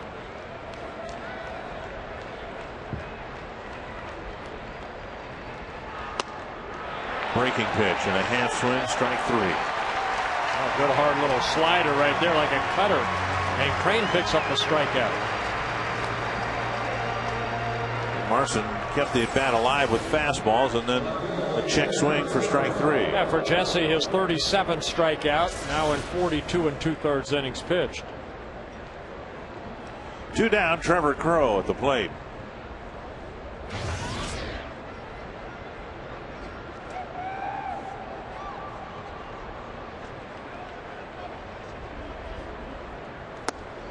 Ooh, came inside with a wicked slider or cutter and got a swinging strike.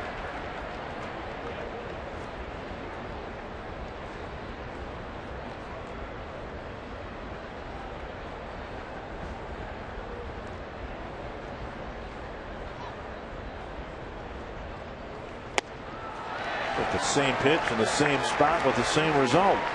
When you have a tight rotation breaking ball like Crane does right there, that's where you want to throw it, underneath that swing of a lot of left-handers, because they like that ball down and about knee high. You get it a little bit lower than that and you'll hopefully get a strikeout if you can do it again. To the left field corner, chased by Delman Young. Got it. Foul ball catch and a 1-2-3-7 for Jesse Crane.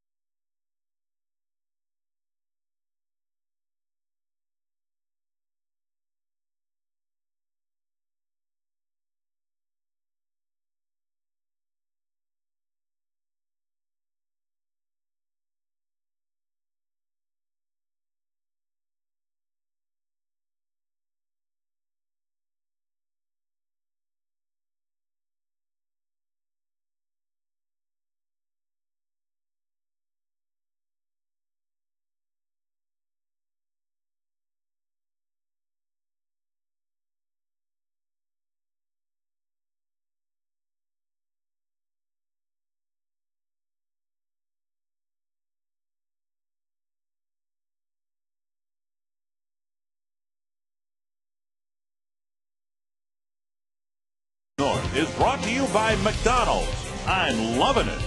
And by Aflac. We've got you under our wing.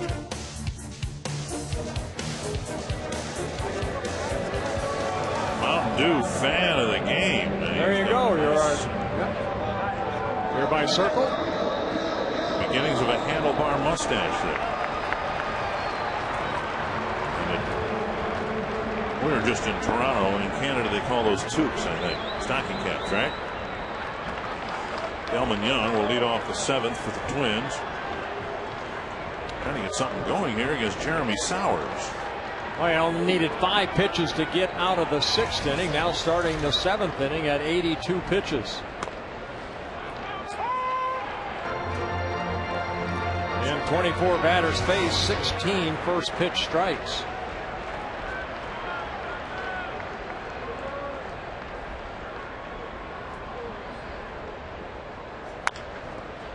Chopped to third, a foul ball. Call made by Adrian Johnson. Yeah, that's a home plate umpire's call right there until that ball goes by the bag. Then it becomes Jeff Nelson's call. Adrian Johnson jumped out there and almost straddled home plate to watch the flight of the ball.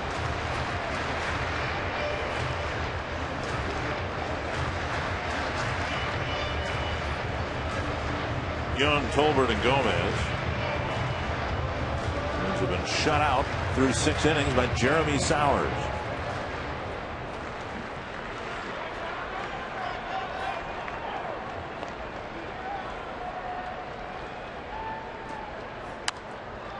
Foul back, still 2 strikes. on, Delman, get a birthday hit right here. 24-year-old today.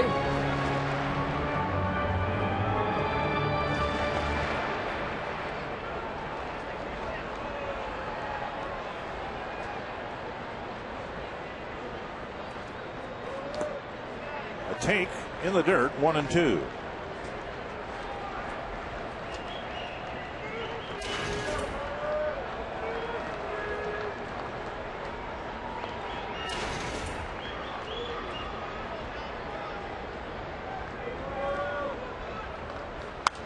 Popped up near the Cleveland dugout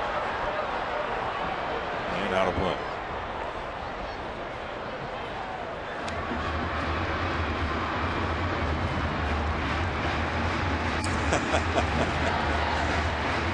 Celebratory hug. She got the baseball.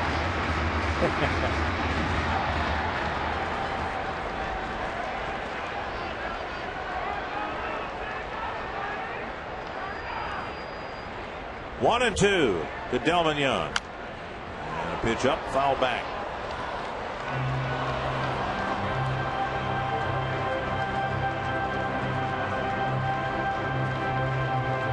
Sauer's longest outing this year, 7 innings. He's been able to finish 7 innings 4 times.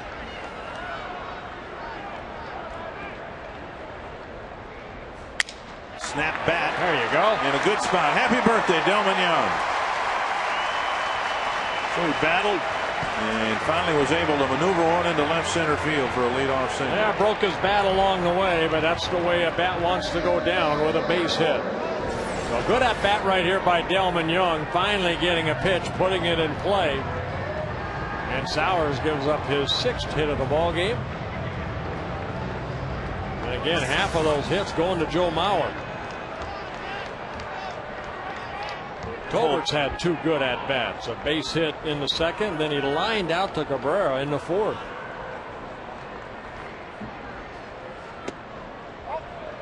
And ball 1.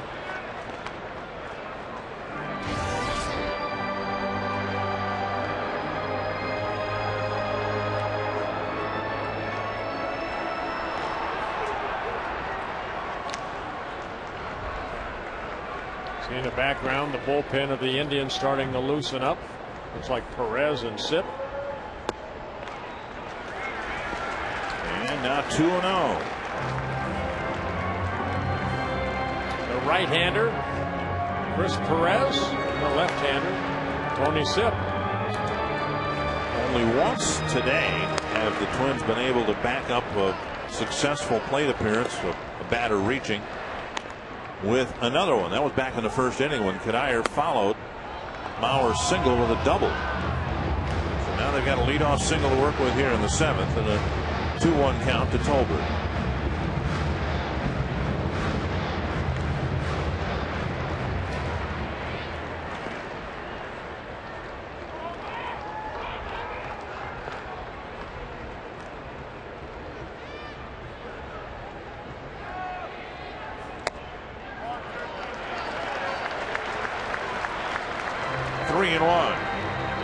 Gomez on deck.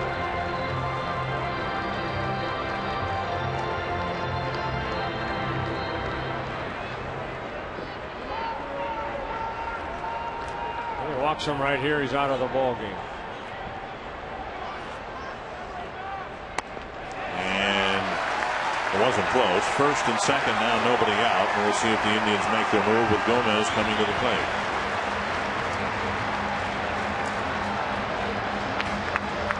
Tough late inning game for Marco Scutaro. He made a big error in the 9th, allowed the Indians to tie it. And now this on a double play ball, unable to catch it. Inge was at second base. He comes around to score, and the Tigers dramatically win after being down 5-2 going to the 9th inning. Well, we were just in Toronto. Scutaro had made, what, 7 errors? Yes. I mean, he was the best fielding shortstop in the American League as far as percentage-wise. And it looked to be an on-target throw. Might be one of those situations where he was looking to the runner at third, not able to get the runner at first. At any rate, the Blue Jays lose on a couple of Marco Scutaro errors. So the Tigers in position to expand their lead over the Twins to 6.5 games. Unless the Twins can come back and win this game. Oh, Carl Willis going out and really lecturing, I think, the pitcher, Sowers, right there. I'm a little surprised that they don't pull Sowers right here, especially the way the bullpen got up so quickly. But they're going to give him a chance to get through this. If the Twins could take advantage of the leadoff single and then the walk, the second walk that Sowers allowed here this afternoon. Gomez tried to bunt for a hit in the second. Sowers made a nice play on him for an out. Down and in, ball one, and then Gomez pulled the ball to short and was thrown out by Cabrera. A nice little pickup right there by the catcher, Marcy.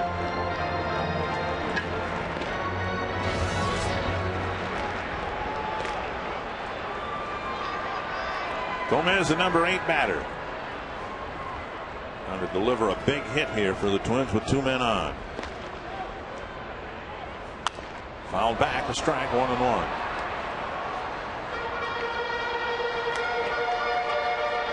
Carlos Gomez hasn't homered since August 4th against the Indians and Jensen Lewis. Yeah, he had a 3-run home run off of Lewis.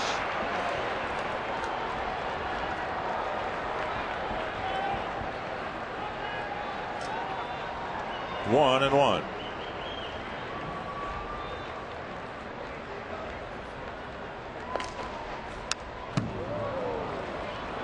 And he got a fastball at the belt right over the middle of the plate and fouled it straight back. You talk about missing your pitch. That might have been it. 1-2.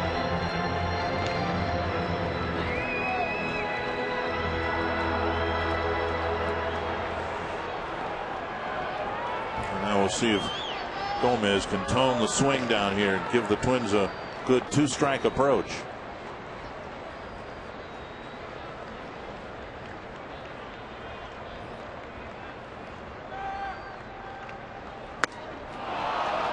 A swing and a miss on a strikeout. Well, a big strikeout right there for Sowers. Just kind of turned that ball over. And Gomez swung at a pitch, looked like about a foot outside. A changeup, and Gomez reaching out over into the left-handed hitter's batter's box and strikes out. Punto with a walk, hit the ball hard his last time up, lining out to the center fielder in the 5th. Twins need a gapper or something here to dent the scoreboard.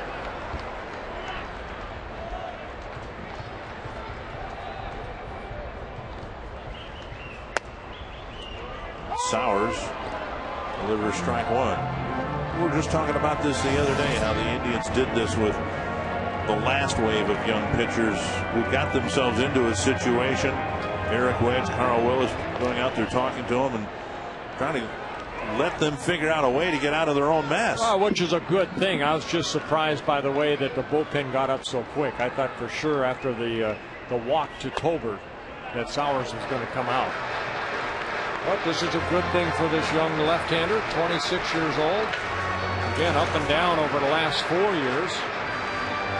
And I'm sure Carl Willis and Eric Wedge looking into next year. If they're here, they hope that Sowers is part of that starting rotation. 1-1 to Punto. 1-2. He pulled the string right there. Good off-speed pitch. Punto has picked up some doubles lately. His doubles as a right-handed batter have gone over the first base bag, and his doubles as a left-handed batter have gone over the third base bag. Plenty of room with LAPORTA and Carroll playing off the line.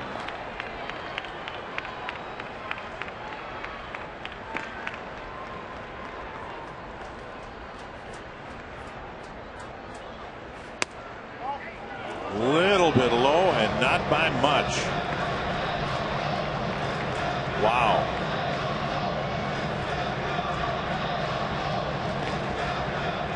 Sowers with a perfect pitch, a fastball at or apparently just below the knees. Punto's lucky to have the at bat still alive. 2-2. Oak to the right side. LAPORTA with a nice pickup. And they'll get an out, forcing Tolbert at second. Punto reaches on a fielder's choice. Yeah, nice play by LAPORTA because, you know, he's played a lot of different positions. We've seen him in the outfield, play him sometimes at third, but right here, he just goes toward that second baseman and cuts the ball off, and right away get that force out at second base. So a nice defensive play by Matt LAPORTA. And now Span, who has been held hitless again tonight by Jeremy Sowers. What makes it so peculiar is Span, on a team that has a lot of very good left-handed hitters, Span is the best against left-handed pitchers, coming into the game with a .338 average against lefties. But he hasn't gotten anything going in what now a dozen at bats against Jeremy Sowers.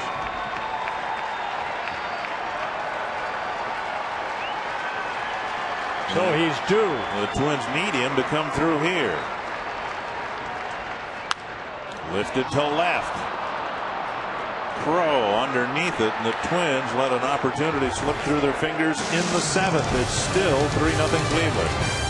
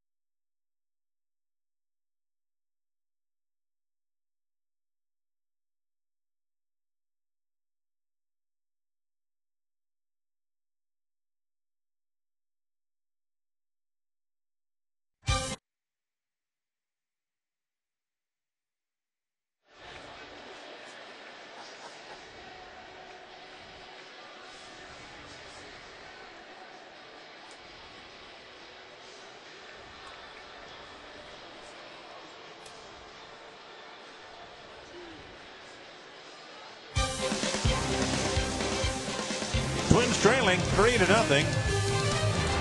Season is running late on the Twins. This game's running late with the Tigers having already won. Twins need to find a way to come back and win this game. They just have had a tough time again tonight with left-hander Jeremy Sowers. Well, Sowers 7 shutout innings, given the opportunity to work out of that situation with runners at first and second, nobody out, and he did it. So 7 shutout innings for Jeremy Sowers, allowed 6 hits. Ron Mayhay coming out of the bullpen. Jesse Crane worked a 1-2-3 7th inning, and hopefully Mayhay can work a 1-2-3 8, making his 47th appearance overall, his 6th with the Minnesota Twins.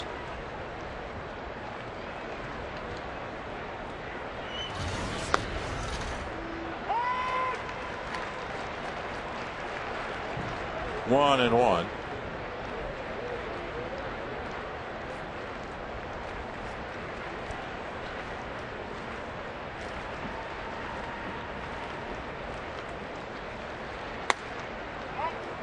Now 2-1. Brantley held hitless, and it's significant because he's picked up a hit in his other starts. At least one. Yeah, he's hitting safely in 9 of his 11 starts and been able to get on base in all 11. Good looking young player right here, 22 years old, the son of Mickey Brantley, who played for the Seattle Mariners back in the late 80s. Brantley, Carroll, and Cabrera facing Mayhay here in the 8th. And there's his hit. Has a good at bat, drops a single into left against Mayhay to start the 8th inning. Time for the Quest High Speed Pitch, brought to you by Quest High Speed Internet. Well, Carl Pavano at 92 and Sowers at 90. You can see both of them aren't going to top, up in the 90s, but both very good as far as changing speeds, adding and subtracting. Pavano really only made 2 mistakes. The 2-run home run to Crow, and on a breaking ball he left up, and then Chu took that fastball the other way over the left field fence. Well, Matt Guerrero is going to get warmed up here.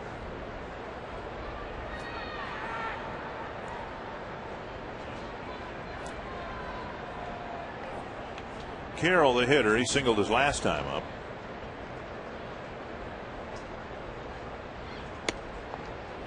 And he takes strike 1.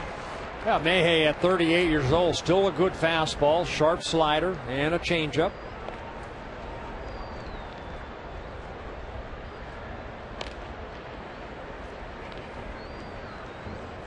He was let go by the Kansas City Royals. Twins picked them up on August 29th.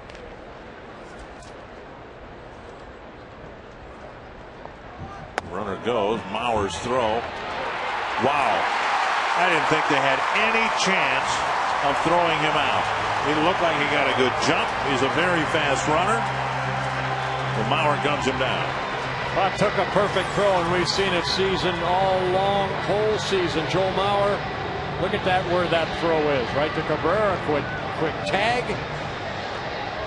And Fielding Colbreth, the second base umpire, said you're out. Thank you very much.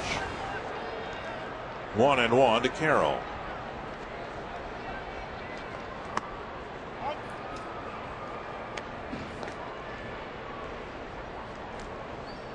Tampa Bay ended its long losing streak with an 8-4 win over Baltimore.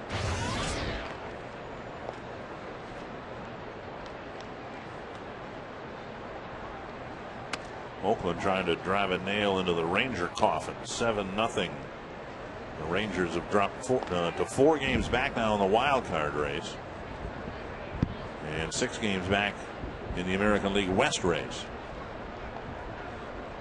Chance to pick up some ground there, though, because the Yankees beat the Angels 5-3. Called strike, and it's 3-2.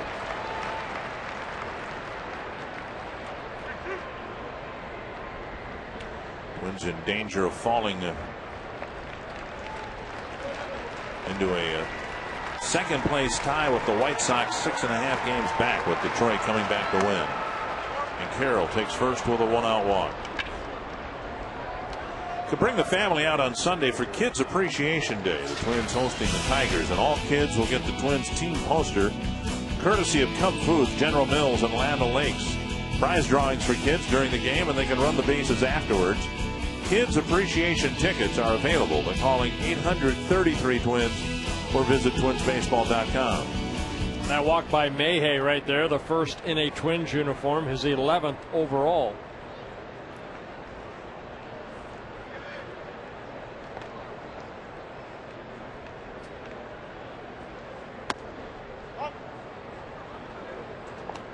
One and 0. Cabrera, a switch hitter, hitting .306 as a right-handed hitter. All 6 home runs coming from the left side of the plate.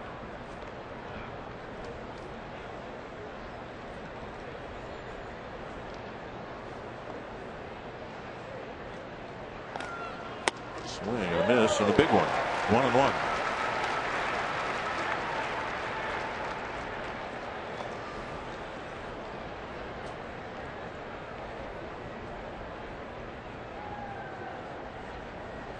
Burr might have tweaked his hand with that big swing.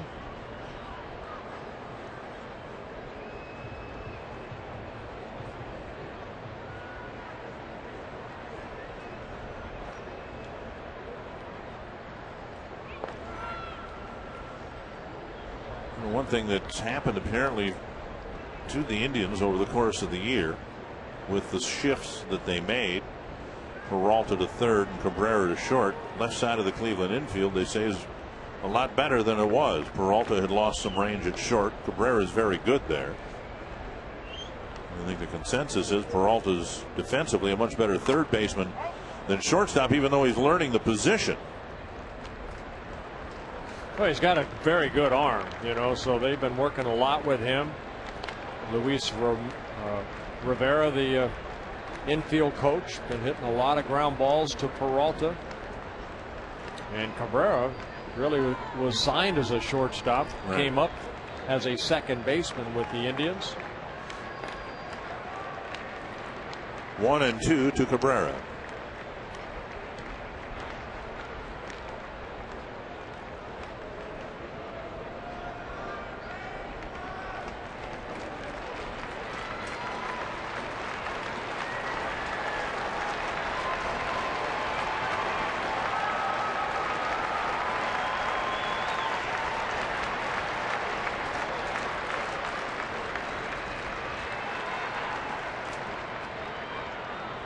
Paying some attention to Carroll. He has 2 stolen bases in 4 attempts.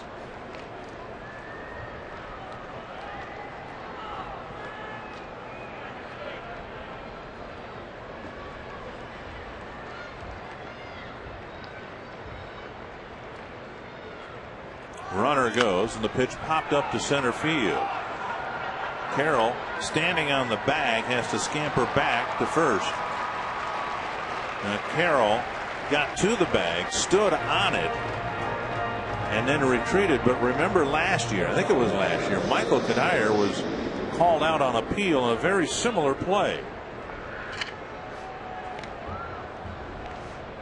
Nick Punto did a great job at deking him right there, and he just didn't know where the ball was. Cabrera hits the ball. Punto looks like he's going to feed it over to whoever. And Carroll just kind of stopped and then scooted back to first. We saw that play work for the Twins earlier this year. Remember, we made a reference to Lonnie Smith in the World Series. Now Mauer has the ball roll away from him, and Carroll will advance to second anyway. That wild pitch will be charged to Mayhay.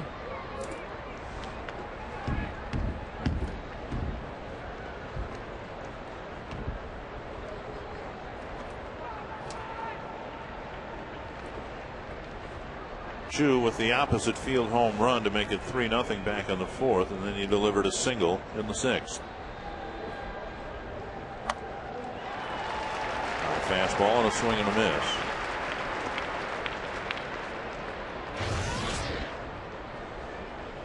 Chu has a very nice compact swing.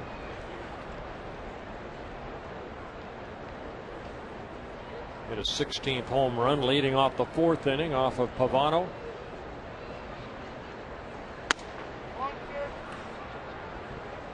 2-1.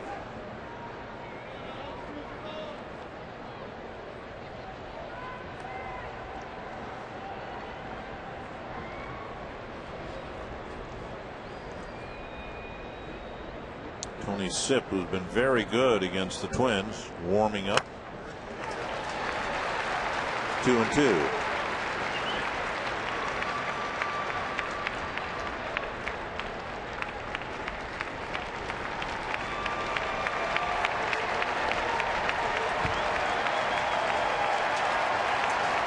Peralta, a right-handed batter, due up next.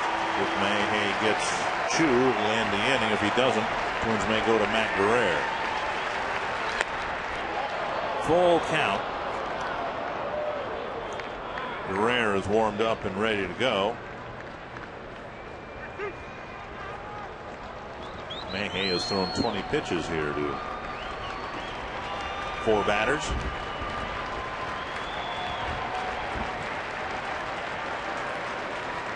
Got him. Ran a fastball inside. Indians are done in the 8th. Joe Mauer already has 3 hits.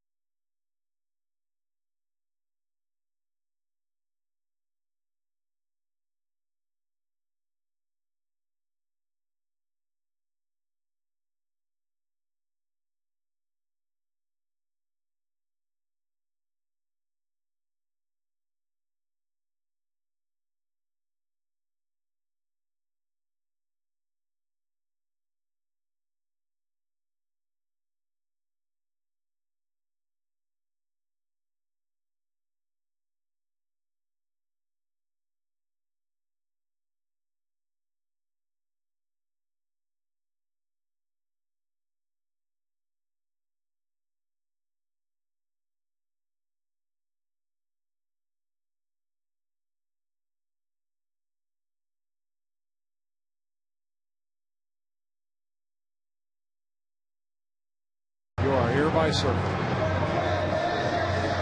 Tony Sipp comes into the ball game here to relieve left-hander Jeremy Sowers, and he's had a great deal of success overall now, but he's really been tough on the Twins. Oh, he's making his 9th appearance against the Twins this year, covering 9 2/3 innings.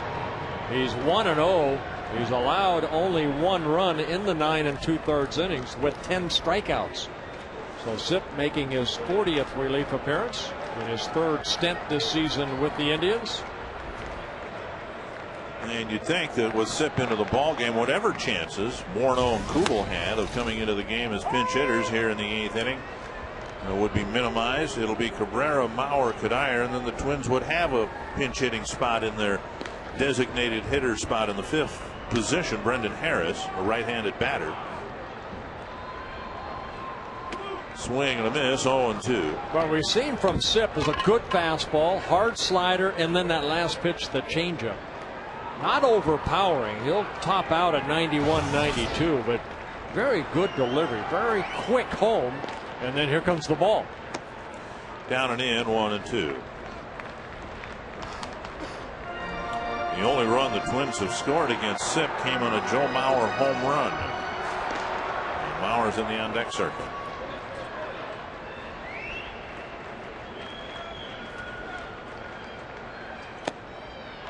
2-2. They're missing twice with that hard slider down underneath that swing of Cabrera, which Cabrera took. Sipp just 26 years old, out of Clemson University.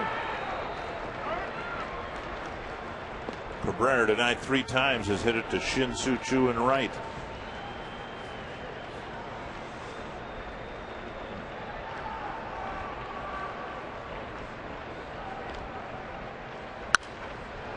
Flip foul. Cabrera trying to get something started for the Twins here. Twins have 5 singles and a double.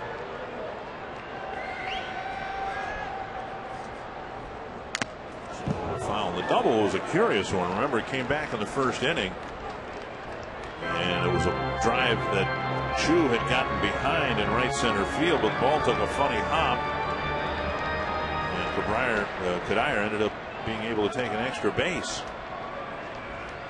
Cuddyer will hit 3rd this inning. Busted back as Drupal Cabrera can't pull the trigger on the throw. Not much left of Cabrera's bat, Orlando Cabrera's bat. And as Drupal Cabrera made a nice pickup but couldn't deliver a throw. Never got the grip of the baseball right there. Kind of went to his right here. See Cabrera kind of stumbling out of that batter's box, but right there just lost the grip. Well, as the Tigers took advantage of a Marco Scutaro error to tie the game in the 9th, we'll see what the Twins can do with an error to the Cleveland shortstop. Mauer 3 for 3, a single to left, a single to center, a single to right.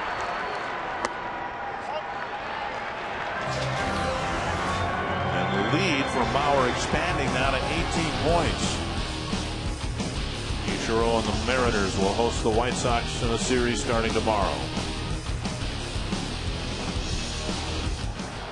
1-0. 2-0. Mentioned that the Twins have scored 1 run against Sipp, and it came on a Mauer home run. He's the one guy who seems to have been able to see the ball pretty well and hit it well against Sipp.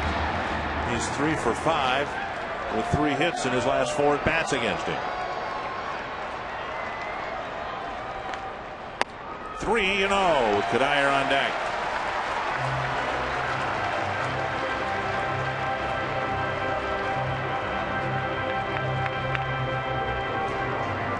And if Cuddyer represents the tying run, that might force Eric Wedge's hand here with Perez warming up in his bullpen.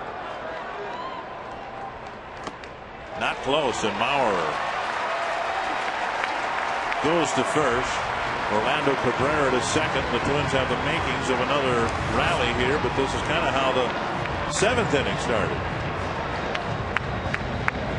And Here comes Eric Wedge. He's going to bring the right-hander Perez in to face Kadire.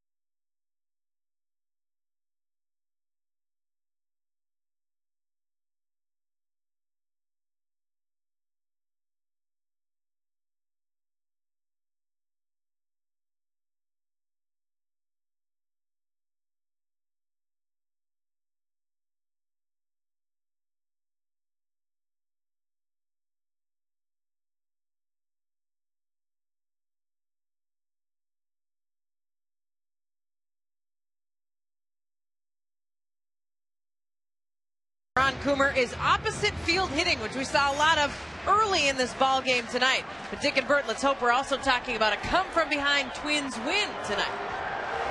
Kadire at the plate with 2 on, nobody out. A check swing, ball 1, facing a guy who's been very, very good for the Indians as of late. Well, he came over from the St. Louis Cardinals in a trade back in middle of June or latter part of June, June 27th, for Mark DeRosa, making his 26th relief appearance. 32 strikeouts in 25 2/3 innings and only 16 hits allowed. Perez with a good sinking fastball, hard slider, occasional curveball, and a changeup. Breaking ball left up high, and it's 2-0. The way the inning has unfolded, though, Eric Wedge's plans kind of blew up in his face, or so it would appear. We don't know whether Jason Kubel or Justin Morneau are even available tonight, but Eric Wedge doesn't know that either. So he's brought the right-hander in the DH spot. Brendan Harris is up next, and Perez is struggling with his control of the first batter.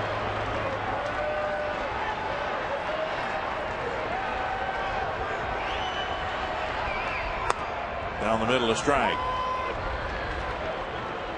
Well, Perez has only walked 8 batters in the 25 2/3 innings. And Kadire should get a good pitch to swing at right here. 3-1. High drive to center field. This one's up. Back. Gone. Number 100 for Michael Kadire, and boy, is it a big one.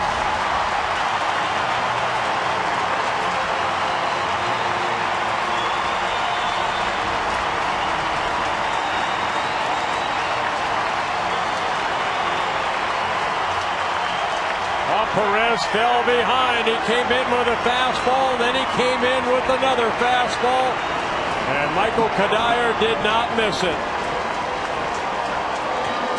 His 100th Major League home run, his 25th of the year. That's a career high, and it ties the game at 3 apiece.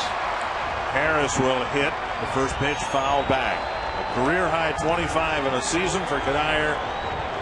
And the long-awaited home run number 100 comes on a critical spot to tie the game.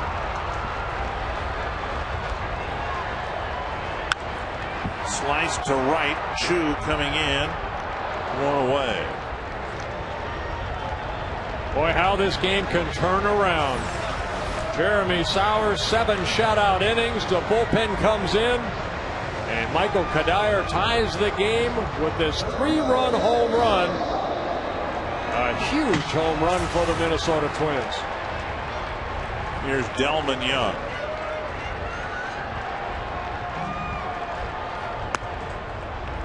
Now, after the home run, the fact that Harris hit would give us the strongest indication that neither Justin Morneau nor Jason Kubel are available tonight. It would have been a natural spot with no activity in the Cleveland bullpen, no left-hander warming up there.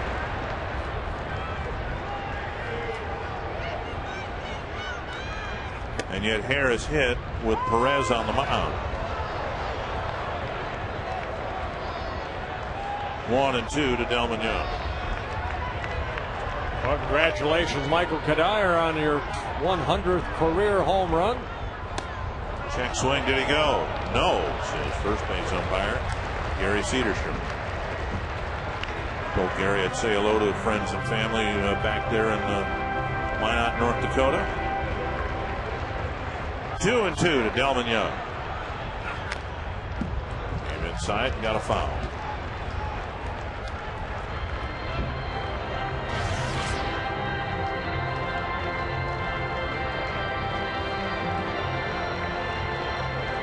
So no win tonight for Jeremy Sowers despite his brilliant pitching tonight.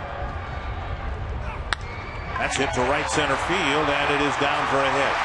So Young with a pair of hits on his birthday, and the Twins get the go-ahead run on base with 1 out.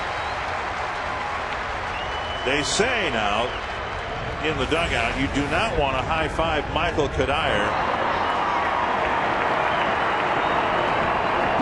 He really, ouch. Yeah, you do what Justin did right there. Do the elbow.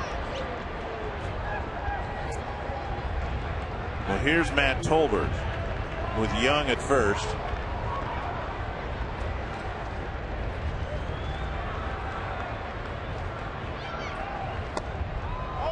And outside a ball. Delman Young is just 2 of 5 in stolen base attempts this year. Situation where he might be asked to steal. He just simply hasn't done much of it this year. And he takes off, and the pitch fouled away. 1-1. 14 steals last year in 19 tries.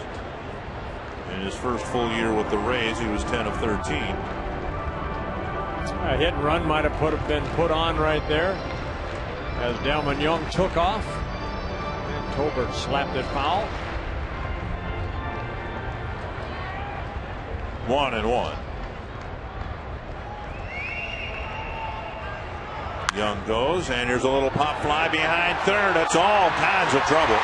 Young will scamper towards third, alertly going. Tolbert with a little chip shot. A base hit, and he advances Young all the way to third. That was an excellent read by Delman Young as he rounded second base.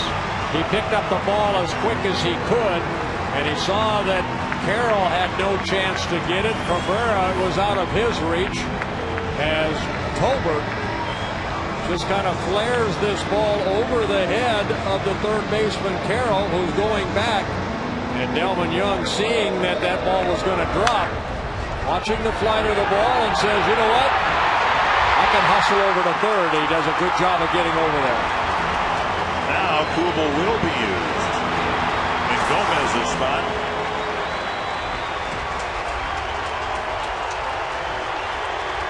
With the winning run, or the lead run at third with 1 out.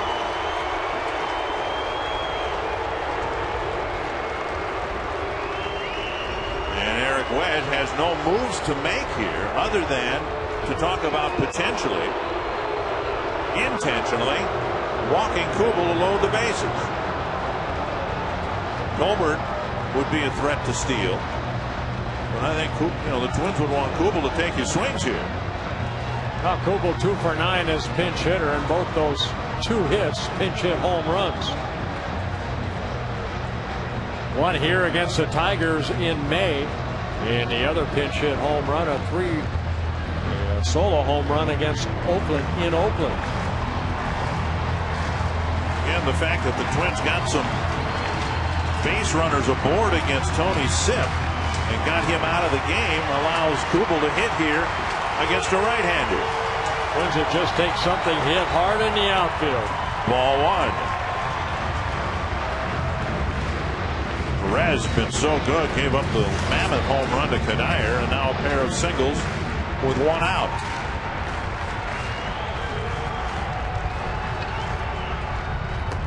Down and away, 2-0. Might have been the meeting that you go out and say, hey, Bill, we're not going to walk him, but don't give him anything too good to hit.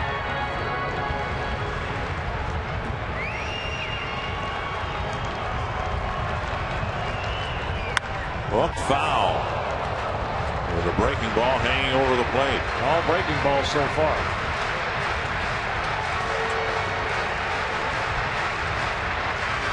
Kubel unable to play yesterday and out of the starting lineup today with a crick in his neck.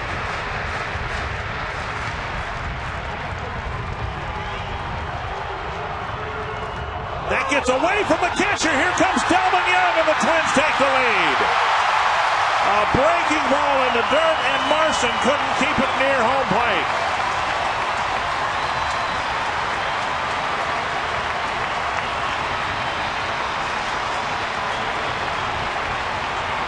I don't know if that ball actually hit the dirt or not, Dick. It looked like it just hit off his glove. Now Marson has not caught, I'm sure, Perez a lot. Take a look at the pitch.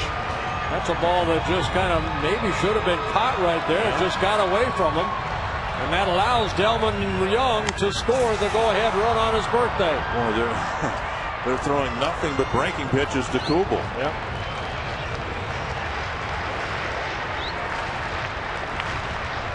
They'll give him a pass ball. Yeah, that looked like a ball that should have been caught.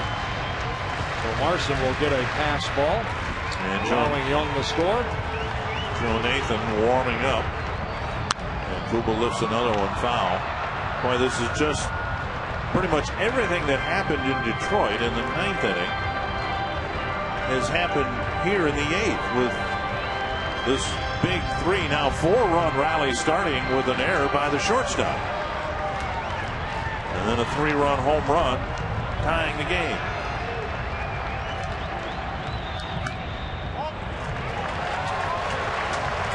Now they've changed it to a wild pitch. Okay. Ooh, I like the first call. 3-2 to Kubel. High drive, right field, and it is gone.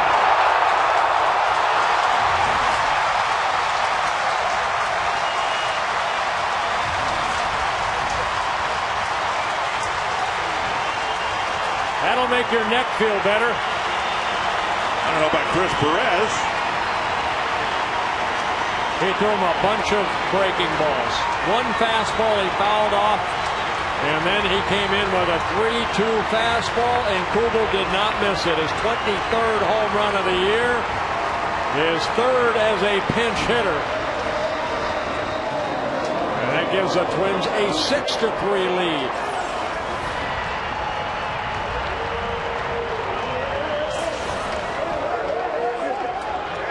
So a 6-run inning on a pair of home runs. The Twins get 5 of those runs in, and that was gone from the moment it left home plate.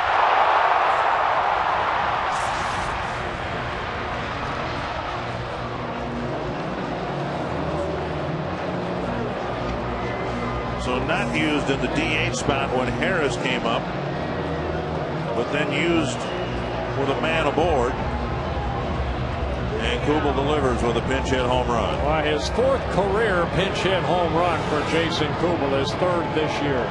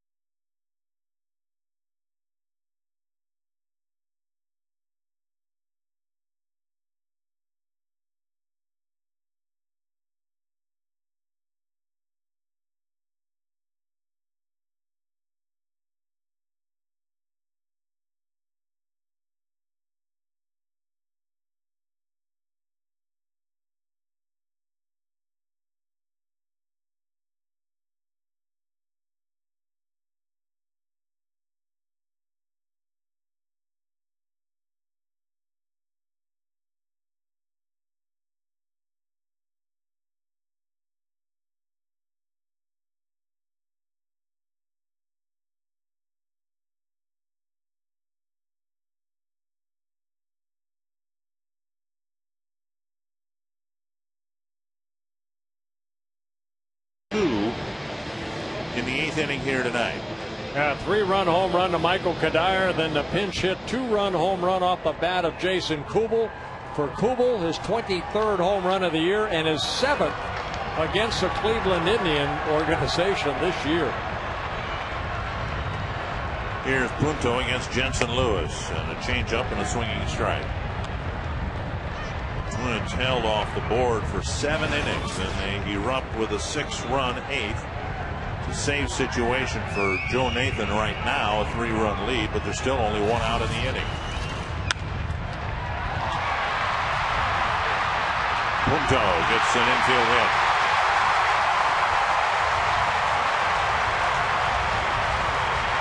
And Span will be the 9th man to bat.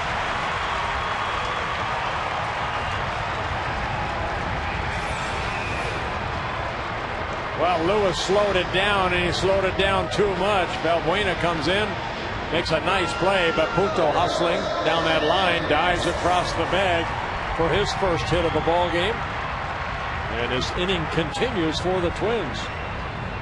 Span is 0 for 4, a strikeout and 3 outfield flies. Hey, nobody happier that Jeremy Sowers out of the ball game. Yes. Strike 1. Get him next year.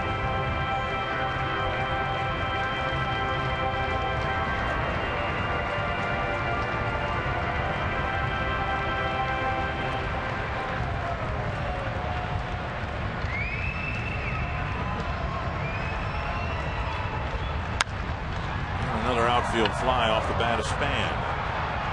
A good changeup right there by Lewis. Ooh. Span a little out front. And Trevor Crowe nearly dropped the ball. 2 away. It'll bring up Cabrera. I'll take a look at the routine fly ball right here. Crowe. Whoop. Kept it in glove. Well, here's Cabrera, who started the inning by hitting a ground ball to the backhand side of Asdrubal Cabrera. Orlando Cabrera shattered his bat, and the error by the Cleveland shortstop opened the door a crack. Mauer drew a walk. Kadire hit his home run, and the Twins were off and running. Ball 1. For those of you who want to see Joe Mauer hit again, Cabrera might need to reach here. With 2 outs in the inning, Twins hope to not have to hit in the bottom of the 9th.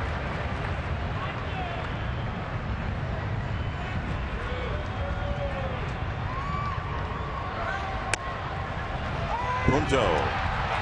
Safe at second. All right, it looked like Valbuena scooped up a low throw and put the tag on Punto, but he gets credit for a stolen base. Well, stolen base number 11 on the year for Nick Punto in 13 attempts. Gets a pretty good jump right here, but Marson's throw a little short hop right there. And Punto getting that left hand on the bag. Yeah, I guess he did, yeah. 1-1 to Orlando Cabrera.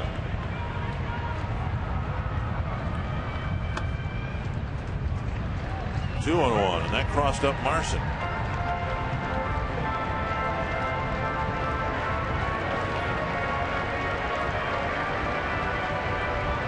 It's tough, as you said. Marson hadn't caught Chris Perez maybe ever before, and you got the game on the line, and you're learning as you go here with an inexperienced catcher behind the plate. Yeah, remember, I mean, he came from the Philly organization, so I don't know how many times he's caught Perez. He hasn't caught that much. And Perez, with that late breaking slider, just got away from him.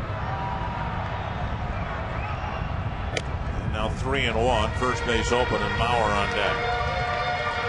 And the Tigers came back in dramatic fashion to beat the Blue Jays 6-5, and the Twins in dramatic fashion have taken a 6-3 lead here against Cleveland.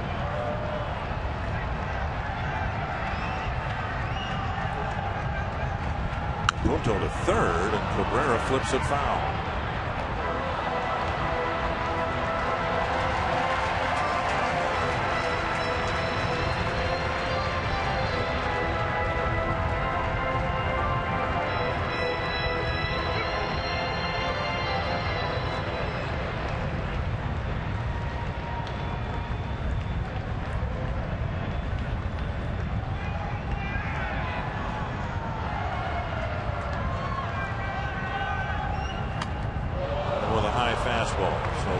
strikes out Cabrera, but in the inning, 2 big home runs for Michael Kadai.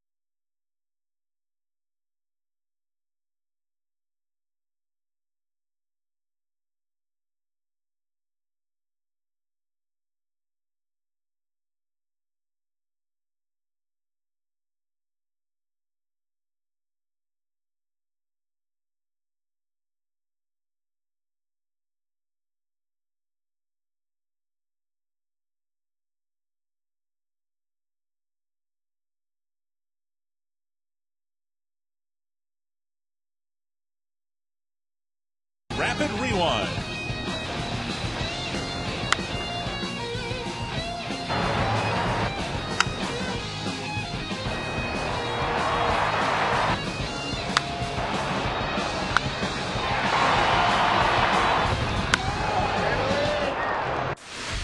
AT&T, the nation's fastest 3G network. AT&T, your world delivered. Joe Nathan to face Johnny Peralta in a save situation, a 3-run lead going to the top of the 9th. Oh, Nathan making his 60th relief appearance. He worked yesterday afternoon, 1 shutout inning in the 8-0 win over the Oakland A's. He threw 16 pitches, 10 for strikes. Jason Kubel staying in the game in right field. DENARD Span moving to center. Very good numbers for Joe Nathan. 38 saves in 43 save opportunities. 2.20 earned run average. See the strikeouts. 75 strikeouts for Joe in 57 innings pitched. 1 and 2.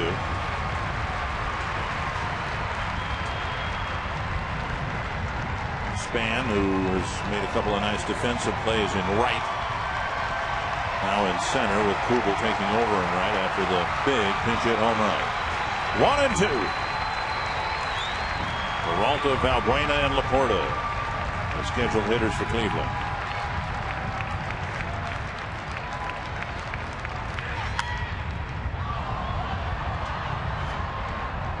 Back into the seats.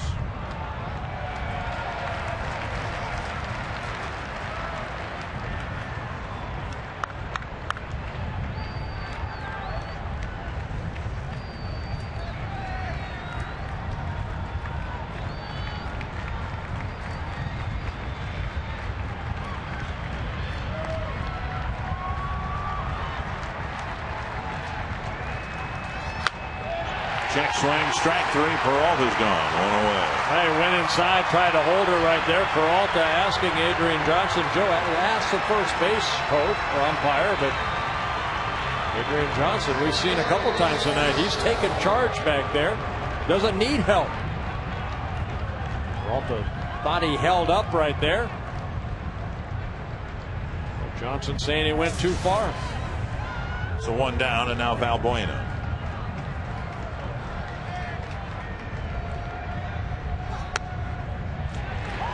No win for Jeremy Sowers and no loss for Carl Pavano with the Twins coming back. Yeah, Ron Mayhay, the pitcher of record, looking for his first win as a Twin.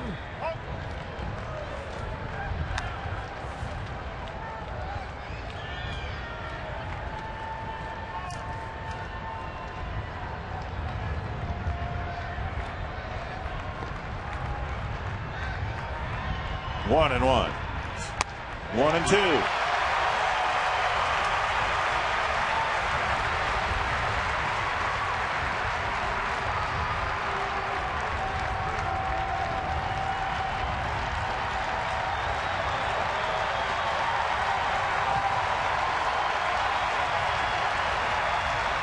Got him. 2 down.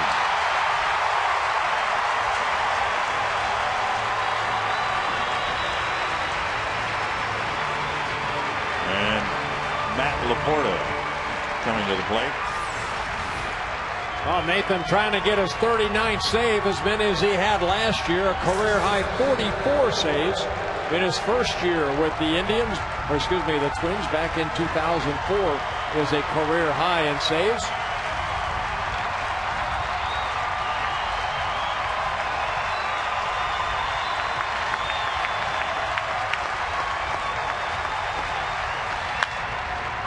Base hit to left. And LAPORTA keeps the game alive.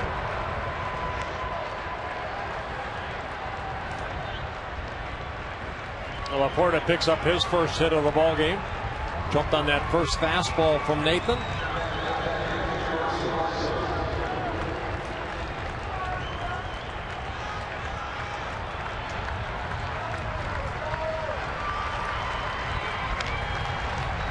Marson walked and a run scored in the third, single in the fifth, struck out in the seventh.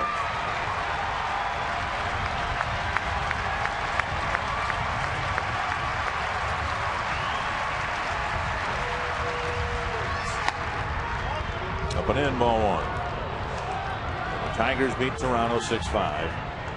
White Sox idle today. Right now Chicago sits 6.5 back. Twins hoping to stay 5.5 back.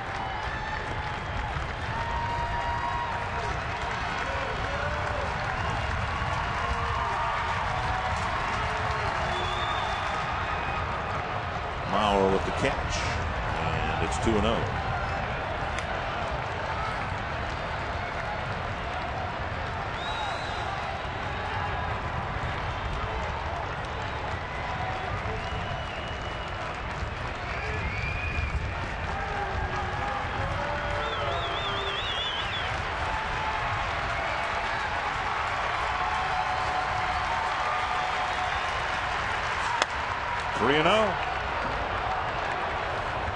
Munson reaches, of course, the Indians will get the tying run of the plate. Trevor Crowe, the on-deck hitter, has already homered once tonight. It was his first major league home run.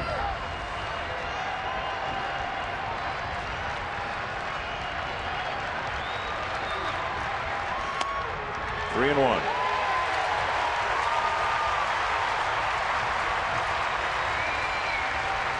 I'd like for him to swing the bat right here. No free passes, Joe.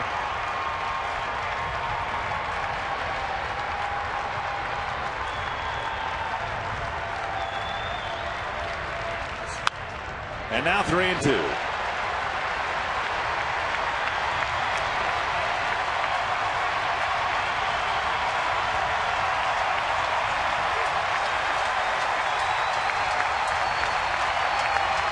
Twins trying to keep their flickering playoff hopes alive.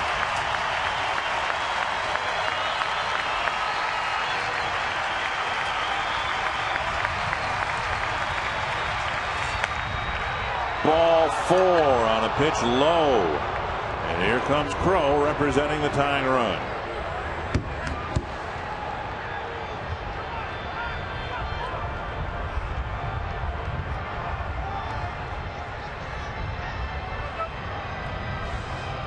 It'll drive you crazy.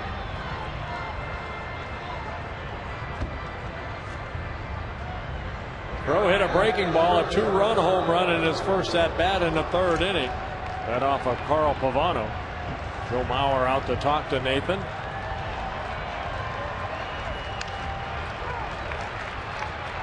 Nathan striking out the first two batters. LAPORTA with a quick single to left. Now the walk.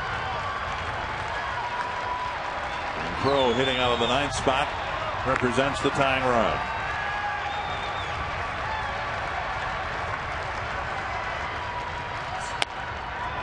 Down and away a ball.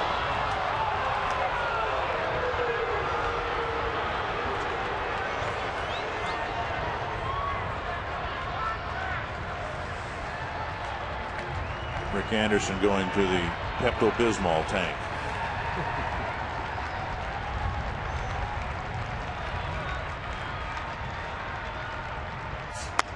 There's a strike, 1-1.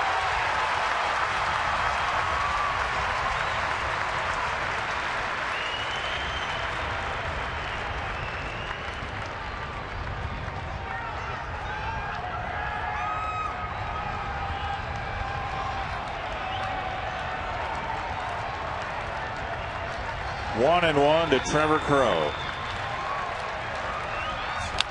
And now 1-2.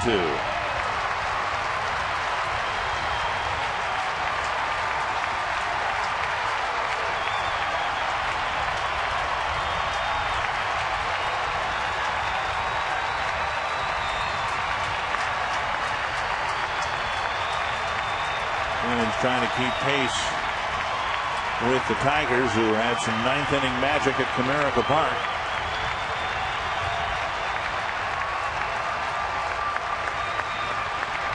Using some eighth inning magic here at the Metrodome. 2-2.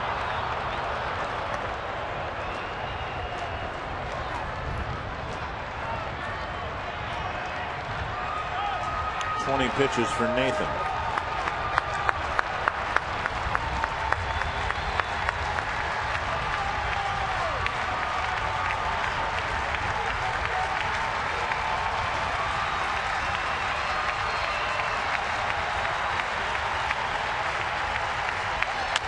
Chopper up the middle. Cabrera goes to the bag to end the game. Nathan gets his save, and the Twins do keep pace with the Tigers. They're still 5.5 games back. Stick around. Our postgame show comes up next. We'll hear from Michael Kadire, Jason Kubel, and others.